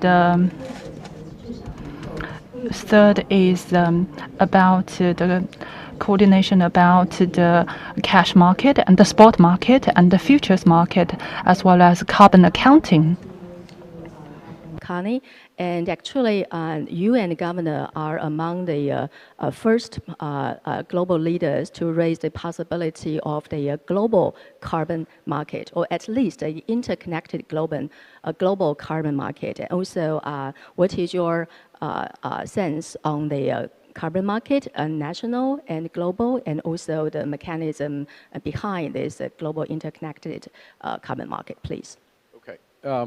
So first, I'll just distinguish between domestic compliance markets like the ETS market here in China, the European ETS market, and so-called voluntary carbon markets, corporate markets, and you may hear the term, those who don't follow as closely, Article 6.4 markets, which for my purposes are similar to the voluntary carbon market. It's something that may come out of Baku. And also in China, we have CCER. And we have CCER, yes, here. But to answer your question in terms of how do we have a cross-border market in carbon, won't be, in my judgment, it will be in the voluntary carbon market first, as opposed to in the compliance markets, first point. Secondly, as Governor Zhou rightly said, it's crucial that there's no greenwashing. So there's fundamental principles of integrity around the carbon credit itself, not just the creation of that credit, but the monitoring and verification and following the credit through the life cycle of the credit. The technology is now there. The standards have been developed on a voluntary basis. I'll come back to that. Thirdly, what you need is a data infrastructure, registries, and a linking of registries so that there's no double counting of the credit. You can follow the credit through its whole life cycle. And, as Governor Zhou implied, you need a term structure so you can have a future price for those credits. Again, that can be put in place. So the opportunity that now exists, and in my judgment, the question is going to be between now and a bit in Baku, but more in Belém, which is where the Brazilian COP30 will be, so in a little more than a year from now, is whether certain major jurisdictions, and I would hope China would be at the lead of this, decide to link some of those voluntary carbon markets on the basis of the following things. High integrity in supply, so there's no greenwashing. High integrity in demand, which means that the only companies that can buy these credits are companies that are getting their absolute emissions down before they buy a credit. So they have to have ambition in their own credits. And then this market infrastructure, the plumbing, if you will, being high integrity. That's the first aspect. Last point, crucial, is just like with the post-financial crisis financial reforms, which we all participated in through the Financial Stability Board, we negotiated global standards and guidelines, but then we all went home and translated those into our own local standards. They weren't exactly the same, but they were on a common base. And it respects the sovereignty and the differences in different jurisdictions. And if we're going to have a global carbon market or major voluntary carbon markets linked, it has to be locally anchored, so tailored to local circumstance, and globally connected. And it's exactly, and this is my last point, it's exactly what the theme of this forum is you have trust and confidence because you've co-developed, you have transparency in the application, and then we can move forward on that. So this is, I think it's possible, but it's over the course of the next 12 months or so to the Brazilian COP that we will determine this. Yeah, of course, please. You mentioned about integrity. Yes, indeed. And the parties have discussed a lot on this topic recently. Why we have some concerns or unexpected phenomenon, because we know that some parties may have some unintegral or unethical things, but most of the time it's also due to the measurement. For example, carbon reduction. There are different measures to evaluate how much has been reduced. For example, we need first to ascertain the amount of carbon dioxide in the air, and then we should measure and whether or not a particular action has reduced the content of carbon dioxide in the air. And the second, the total volume of the carbon dioxide in the world, for example, 3.5 million tons. Your investment and action, whether or not has succeeded in reducing that amount of carbon dioxide. And specific to some countries, like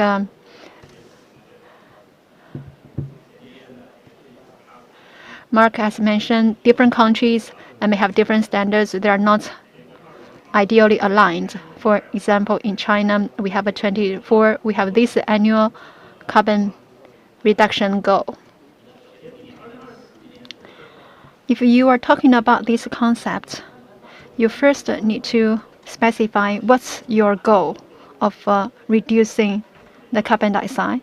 But actually, we do not have such a goal, and President Xi has announced the dual carbon goals and zero emission and carbon emission peak and net zero emission. But actually, we have not had the specific goals.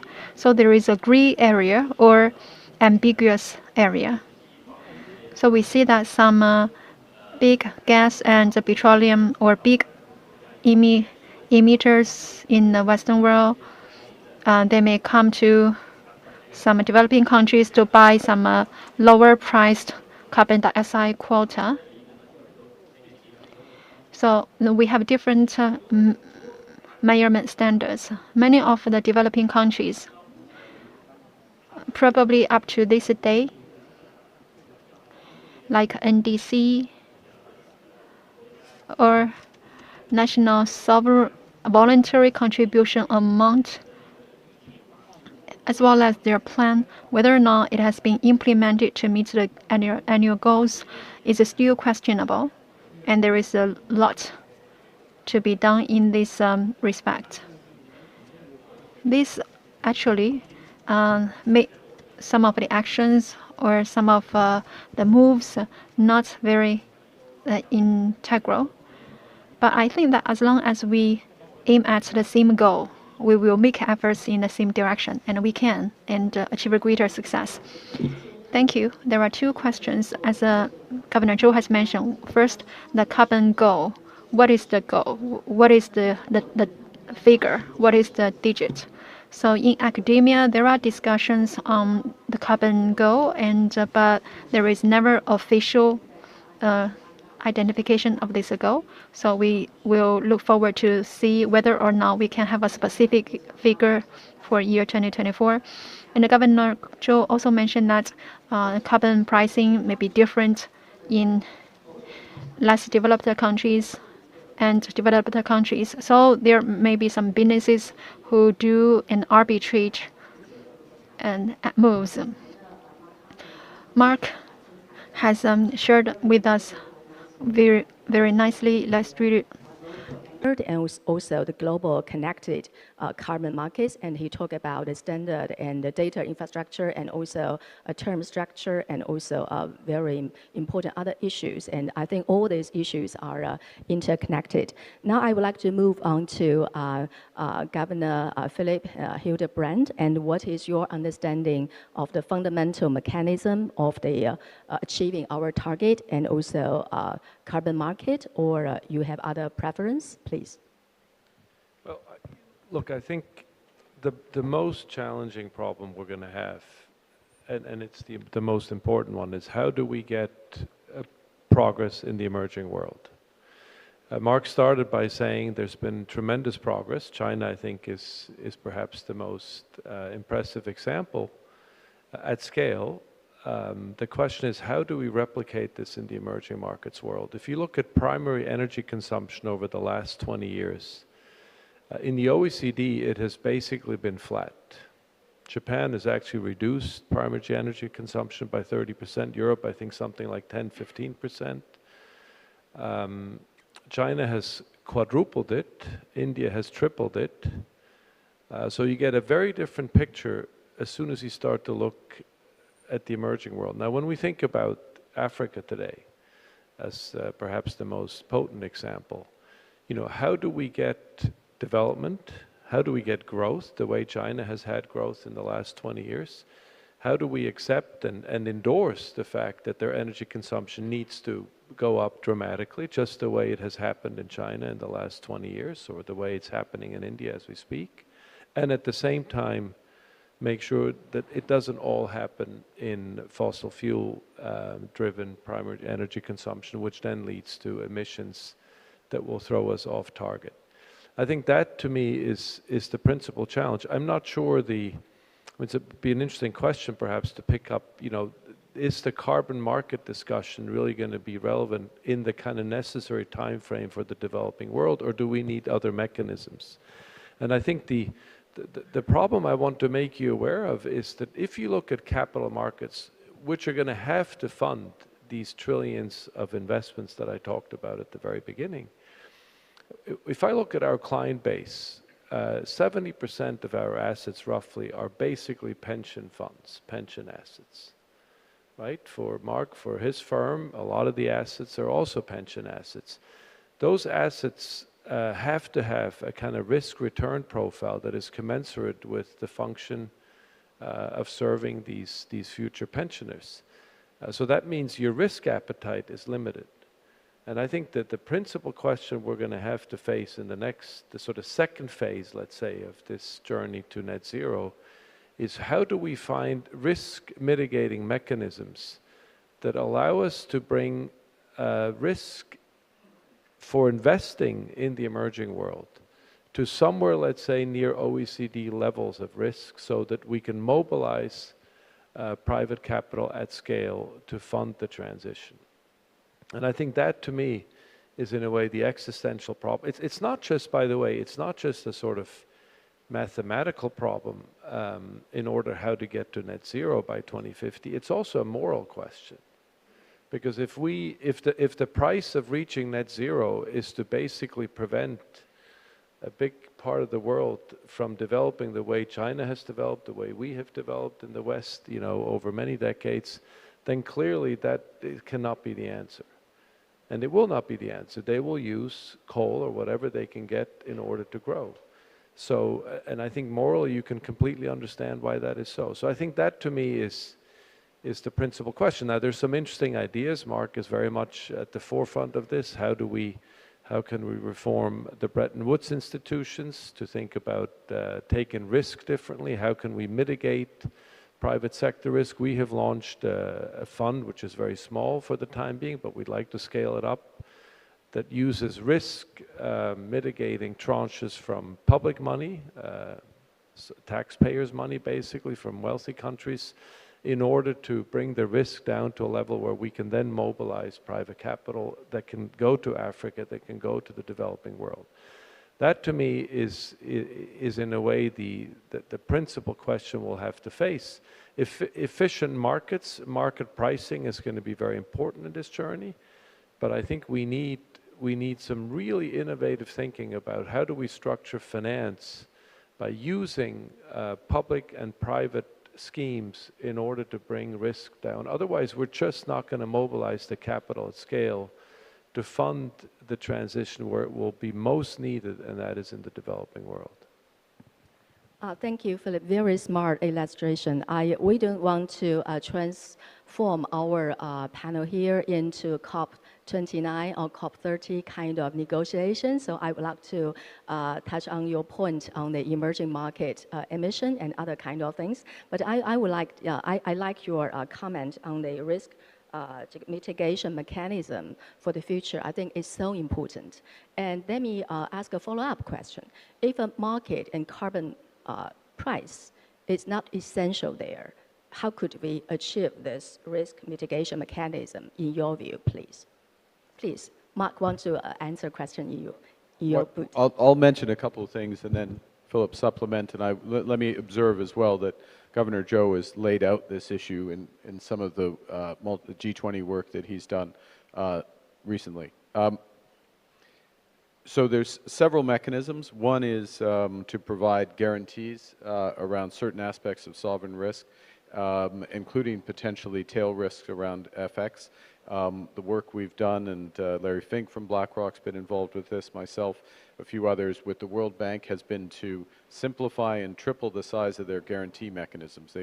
I won't go into all the details, but very quickly, I think they will exhaust that quite quickly if we move anywhere to towards the scale we need. But so that's one aspect. Second aspect is what Philip mentioned, which is to have tranches of public capital, philanthropic capital, MDB capital, capital, for example, from Altera, which is the UAE's vehicle, which has a different risk profile and provides a floor on some of the returns. But that sort of first loss or catalytic type capital is an essential part. Third aspect is actually to use the balance sheets of the MDBs much more effectively. So once a project is developed and therefore de-risked, to be sold on into through a securitization and the capital to be recycled. Fourth point, we will not get the scale, in my judgment, if we don't scale voluntary carbon markets in the course of the next few years, we will not have the capital that's needed, for example, to affect the coal to renewable transition in a timely way in Southeast Asia. I'm saying outside of China. If we have a carbon price of $15 a ton through that mechanism, the math works and the financing works with existing. And so that's part of the reason why this is urgent. But there is no one thing about climate, which is true in every aspect, whether it's technology through to finance, there's never any one solution. And certainly to meet the challenges in emerging and particularly developing economies, we need everything, various risk mitigates, as well as having some of these carbon credit and other markets come into play. Yeah, very good mechanism about the tail risk and the public and the private mechanism. And also you mentioned the NDB and this of the balance sheets. Let me, because time is limited, and let me very quickly ask you a follow-up question. I will move back to Governor Zhou. And if we look at a multifaceted kind of framework of the market, at the end of the day, we need a price. Maybe it's a multi-factor driven kind of weighted kind of the price. At the end of the day, you need a price of the market. Maybe you want to come back on that in the next round. So I would like to move our third round of the financial institutions, and the two of you have mentioned a lot on that already. 好，那我们这个时间哈，我们的讨论已经非常的深入，非常的热烈了，所以我们时间不够哈。明年我们申请再多半个小时的时间。但是我非 We hope next year we will have another 30 minutes for a discussion. You both mentioned about financial institutions, and he represents most important institutions in this area. Governor Zhou mentioned the role financial institutions plays in such regard, and as well as the role of carbon market. Carbon markets, its role is not just for customers, but also important for financial institutions and in financial market. If without proper pricing, we cannot really mitigate future risks and forecast the future risks. Now, go back to Governor Zhou. There are new products rolled out by financial institutions. We hope there will be a more standardized and a common product. When designing products, there are overlapping areas, and some of them are not aligned.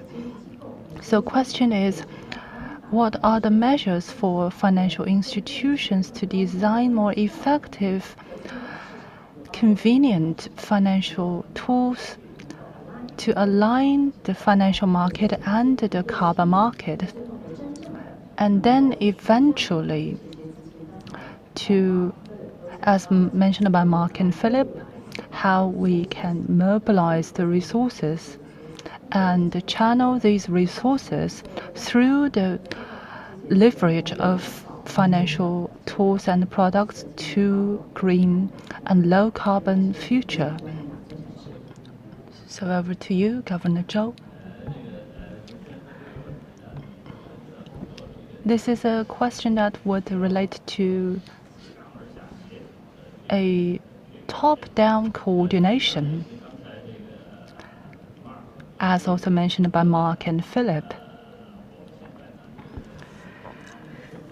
There's a huge gap in investment.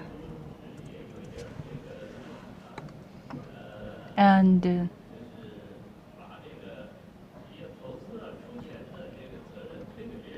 shifting the responsibility of financing to others. Private sector believes that it's the role of the government, and government would think that there's a limited public fund, and should we go to MDB for funding, for financing? But in reality, MDB cannot really raise and provide sufficient money, although MMF is expanding. But how much can be mobilized for climate change is hard to tell.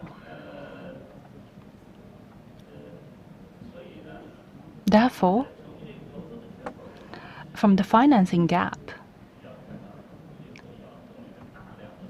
we have to mobilize large amount of financing from private sector in order to meet the need of climate goal. And for private sector,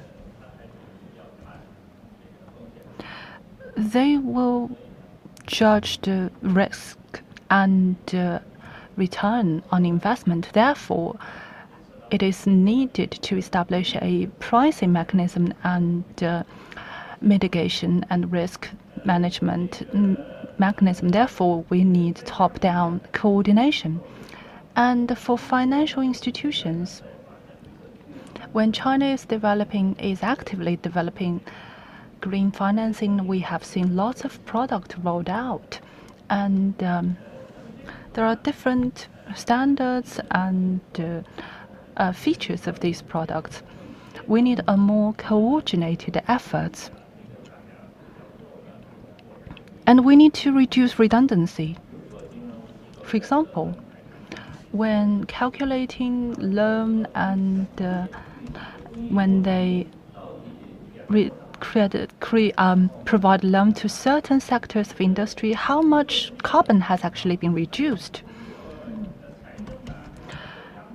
Is it through fiscal measures or through the central bank or through incentives from the financial institution? That's a question to be answered. And the industrial sectors are also working on carbon footprint tracking mechanism for different sectors. Perhaps financial market isn't that competitive in this regard. If the CCER and the mechanism can work and provide good incentives, the financial institutions or central bank do not have to offer additional incentive.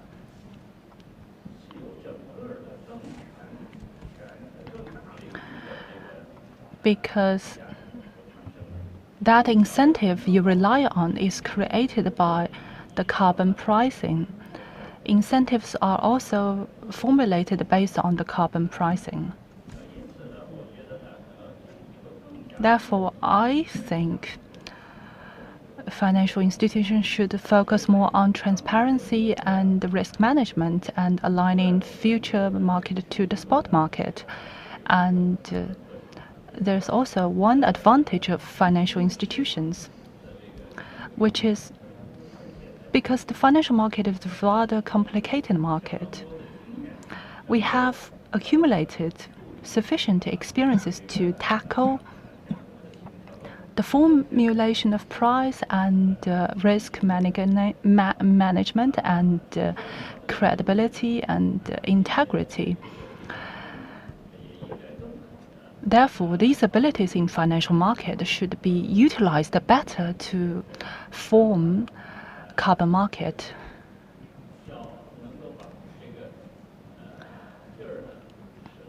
So these advantages of financial industry can be used in the right area.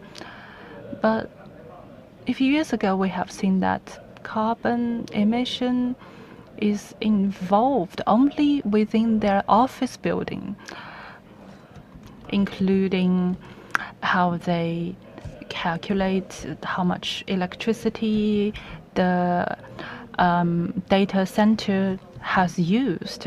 This is rather narrow point of view. At least you need to reach scope 3. The calculation needs to include all of the financial and economic activities you support with your company. Thank you very much for including the idea, the coverage of financial institutions to affiliated or related businesses. But we don't have time for further discussion. We will, but I would like to quickly wrap up. What is your expectation for the COP29 this year? Please be specific, a number or just a consensus. Philip Hildebrand, please, first. I would say 我觉得要确保我们不再回到或者转变我们的讨论，再回到如何获得私营部门的资金的这个之前的一个问题上。我想，如何？我觉得是周行长之前提到的。那我同意，64.2是一个自主。The major developments for finance to come in the Brazilian COP. Thank you, Governor Zhou，请您最后做一个小总结，我们对COP 29巴库的期待。Governor Zhou, can we hear from you?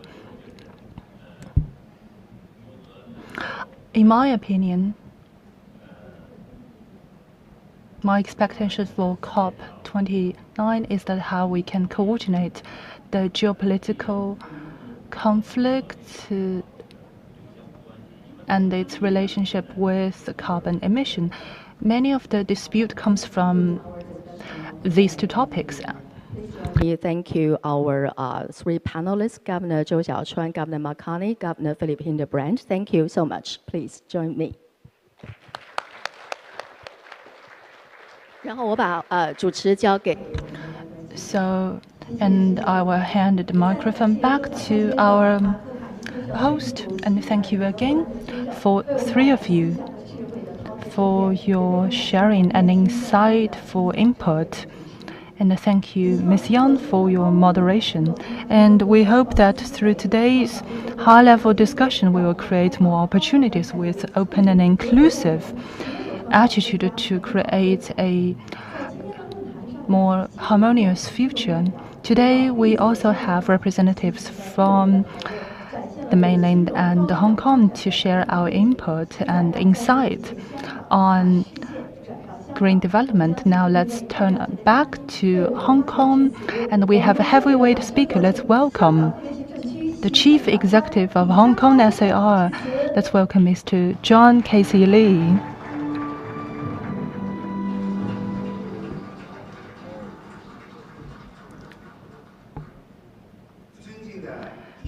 Distinguished Mayor Yin Yong, Deputy Director Yun Zhonghua, and Mr. Sun Yu, ladies and gentlemen, good morning, good afternoon. It's my great pleasure to join you from Hong Kong and to participate in the 2024 annual conference of Financial Street Forum and to share with you under the leadership of the government when promoting green finance and financial reform and to share with you about Hong Kong's contribution. The Financial Street Forum was founded in 2020 and in 2020 has been recognized as a national level forum. Today, it has been successfully held for 12 forums, 12 consecutive years, and it has been recognized as a guideline of China's financial reform and development. In 2024, the annual conference of Financial Street Forum is hosted by the Bank of China and the People's Government of Beijing, as well as the Financial Regulation Committee, as well as the Securities Regulation Commission and Foreign Exchange Regulation Commission, and with CITIC International Corporation, and we have established 3 parallel forums and venues, and also invited for the first time to have HKMA to join us offline in Beijing. First of all, I'd like to express my congratulations on the success of the 2024 Financial Street Forum this year. The Financial Street Forum has gathered the audience from 500 heavyweight guests from 30 countries and regions. We themed around confidence and trust and share financial stability and deepen our shared benefits, which is rather a relevant topic. The third plenary has provided the decisions on the implementation of Chinese modernization, and opening up has been identified as China's underlying color, and we should deepen financial reform and tap into the power of green finance and fintech.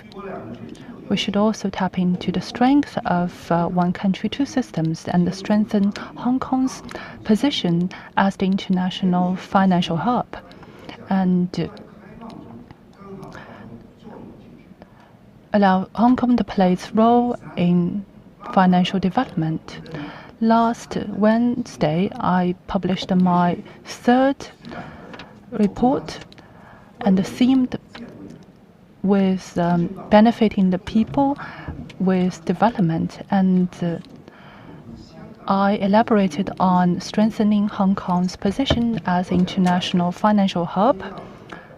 I have 3 points to share with you today. First of all, we will continue to strengthen Hong Kong as the largest offshore RMB center and to promote internationalization of RMB. The Ministry of Finance for 16 consecutive years issued RMB bond in Hong Kong, and the government of Shenzhen as well as Guangzhou also issued offshore RMB bonds in Hong Kong. And the Hong Kong SAR government will continue to work with the relevant partners to align and connect the quality resources, financial resources, to serve the national's strategy to open up its financial sector. And the second, we will continue to better facilitate the connectivity between the Chinese and international financial markets. This year marks the 10th anniversary of the connectivity between the Hong Kong, Shenzhen, and the Shanghai stock exchanges. And we see that north to south and south to north, the bilateral and the securities transaction volume has stood at a historical high. And we will continue to encourage more businesses in the mainland to be treated as a Hong Kong Stock Exchange.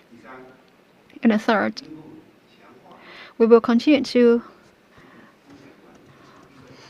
better develop ourselves into a global wealth management hub. And Hong Kong is the home of the biggest number of international insurers. And in Hong Kong, we forecast that in the next few years, we will have the biggest global and wealth management hub. And we will attract more international investment and investors to manage their assets in Hong Kong. And we will also get more state-owned enterprises and international businesses to establish their branch in Hong Kong. Finance, trade should be connected. I mean the navigation and the trade can bring the development of the shipping, and the shipping development will require the financial resources, and the financial resources will come with an ever more established and financial market. So green finance development will be a key feature of our future development. It will inject fresh impetus to our development. Commodity trading, symbiosis, and logistics, the warehousing, and as well as the modern service sector will continue to be our priority. And we are glad to see that we are one of the top player in the trade and the service and sales volumes.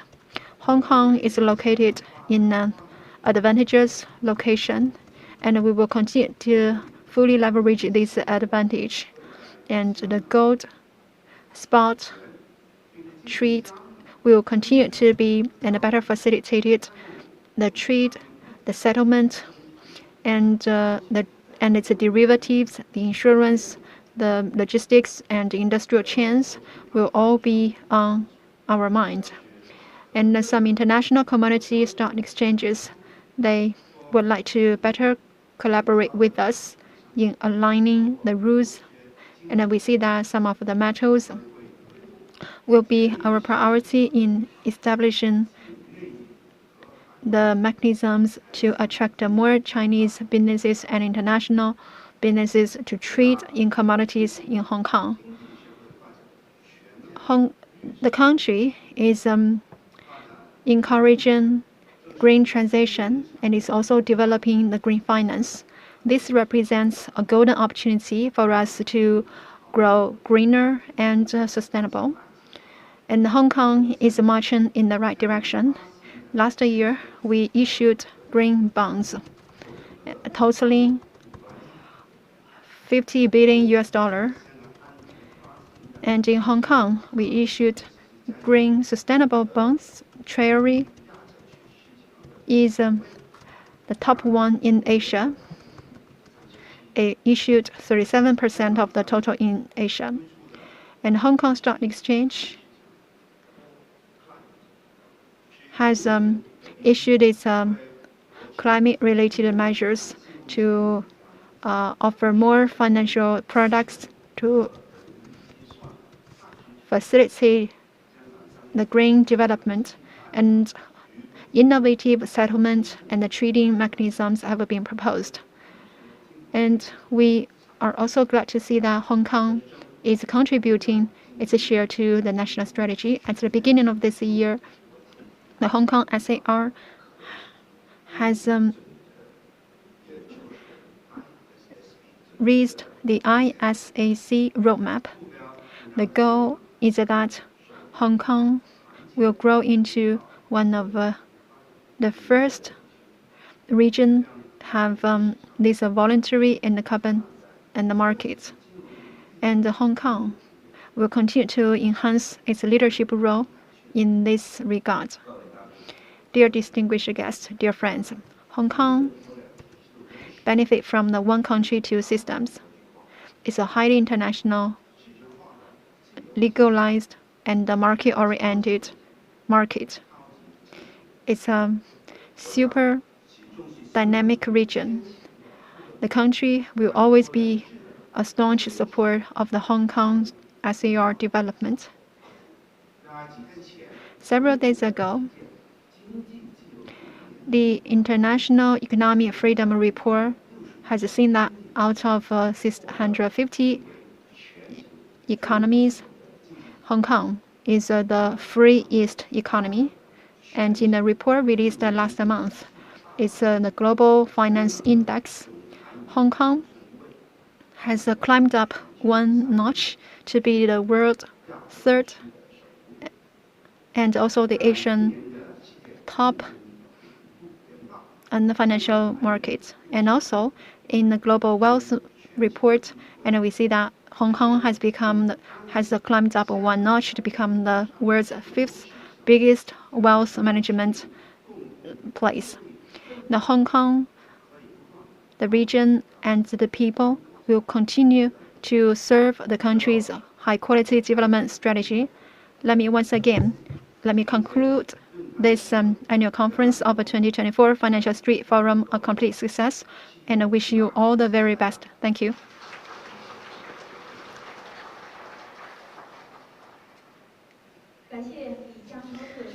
I thank you, Mr. Li Jiachao. Next, I give the floor to the Mayor of Beijing, Ying Yong, to deliver the closing speech.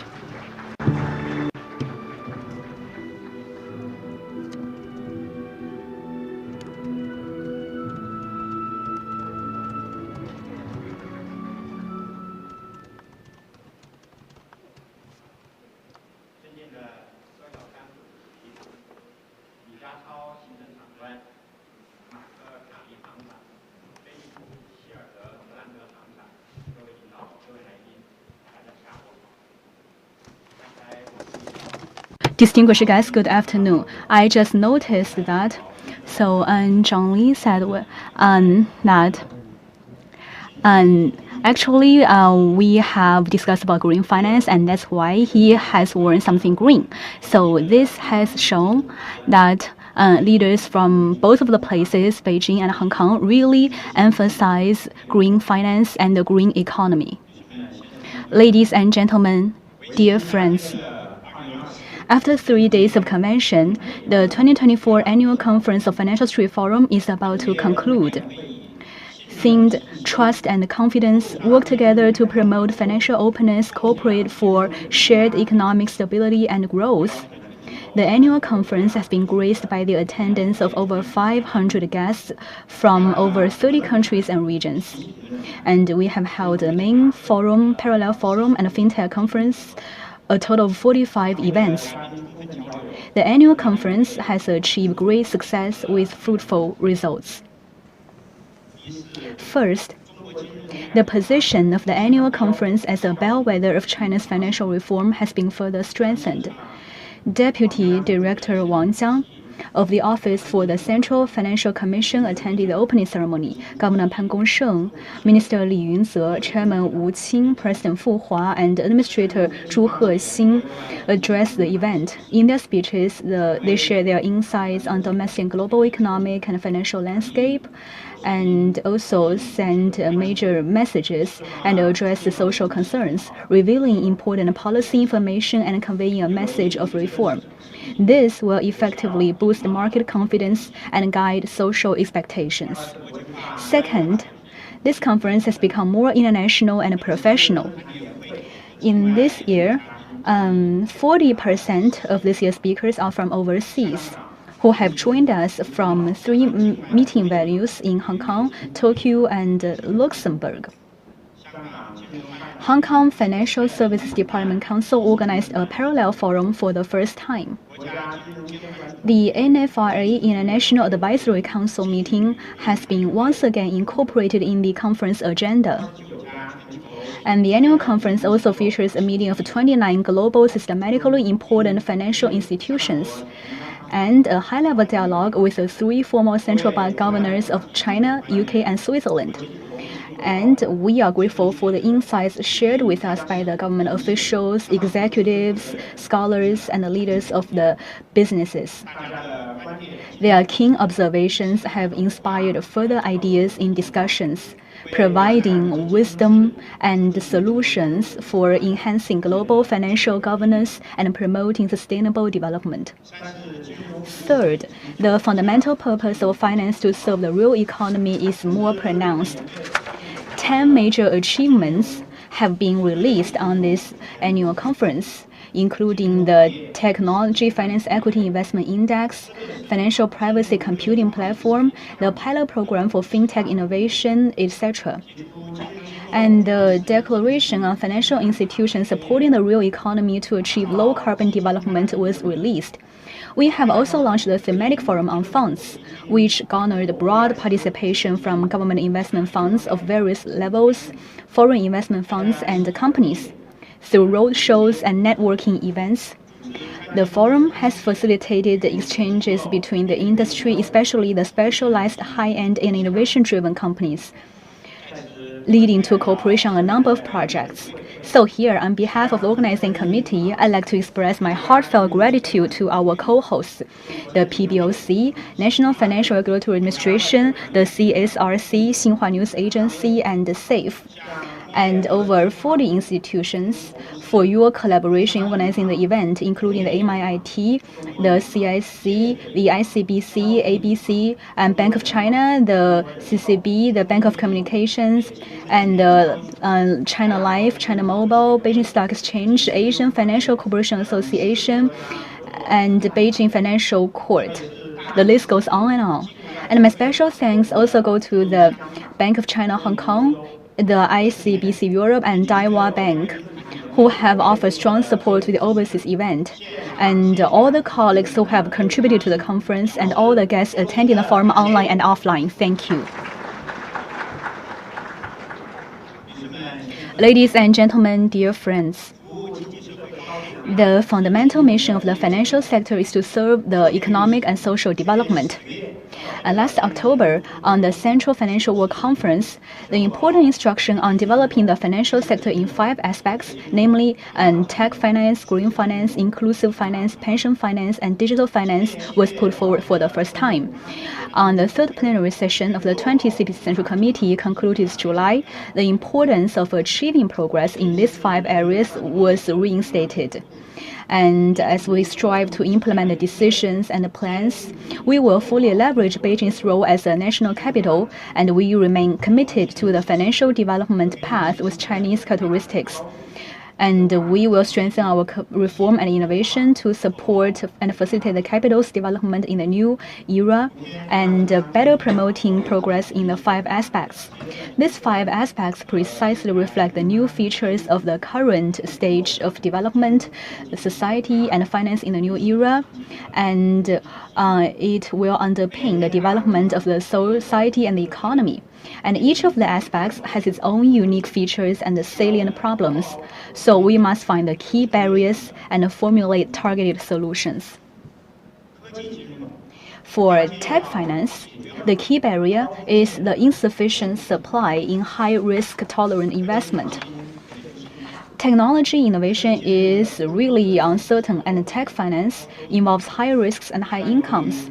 However, due to regulatory requirements, investors' current risk tolerance, and social and cultural background, indeed, there is a lack of supply in high-risk tolerant investment, leading to the shortage of technology finance service supply.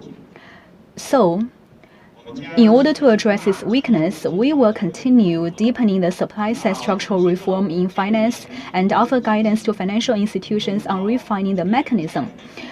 And a wide range of measures such as equity, debt, and insurance will be taken in a coordinated way to support the development of Beijing Stock Exchange. And in pursuit of the virtuous cycle, we will fully leverage the role of government investment fund in counter-cyclical adjustment and provide comprehensive and life cycle financial services to tech companies. For green finance, the key barrier is the inability to internalize and measure the externalities for green development. This means green development is troubled by the difficulties to prevent producers of negative externalities while rewarding those who generate positive externalities. Additionally, there is also a lack of effective monetary metrics to gauge the value of externalities, such as social cost of pollution and the positive effect of emission reduction. So, we will refine green policies, standards, and product systems, promote the development of the CCER, and support the R&D, investment, and application of clean energy. And we will also advance green socio-economic transformation so as to improve the environment and achieve the dual carbon goals. For inclusive finance, it aims to solve the problem of information asymmetry of micro, small, and medium-sized companies, or MSMEs. Given a large number of MSMEs and a lack of standardized information disclosure mechanism, financial institutions find it very challenging to access its financial status, development capacity, and market prospect. As they are asset-light and lack collaterals, it is difficult and expensive for them to secure investments. So we will leverage big data and other means to track MSMEs through public activities, assist in accessing their growth potential and solvency, and improve the risk-sharing mechanism for inclusive finance, so as to enhance their inclusiveness and accessibility of financial services. And we will make the system more comprehensive and more inclusive.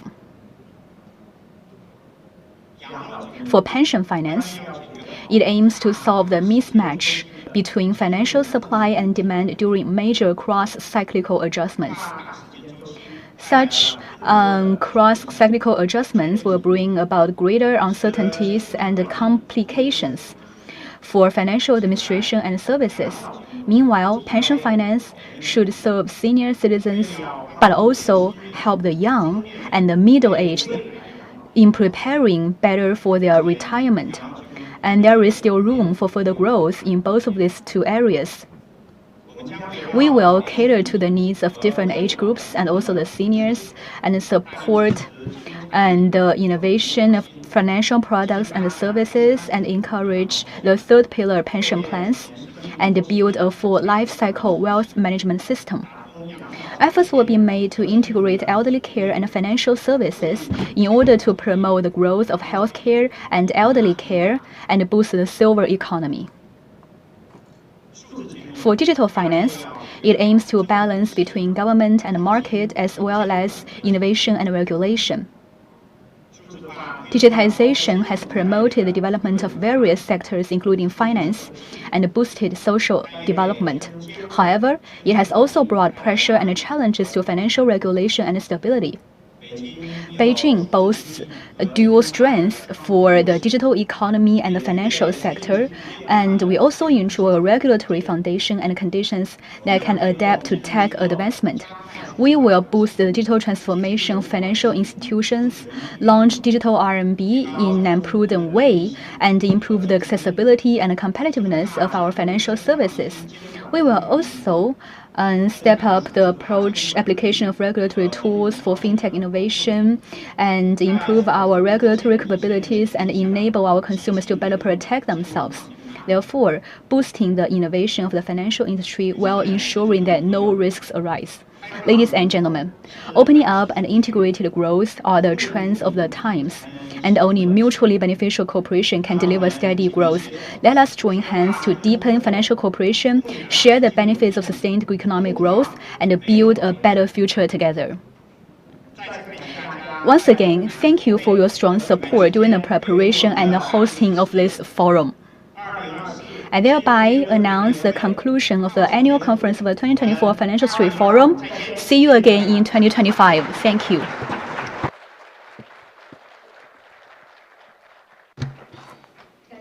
I thank you, the Mayor, and Mr. Yin. Thank you for this wonderful speech, concluding remarks.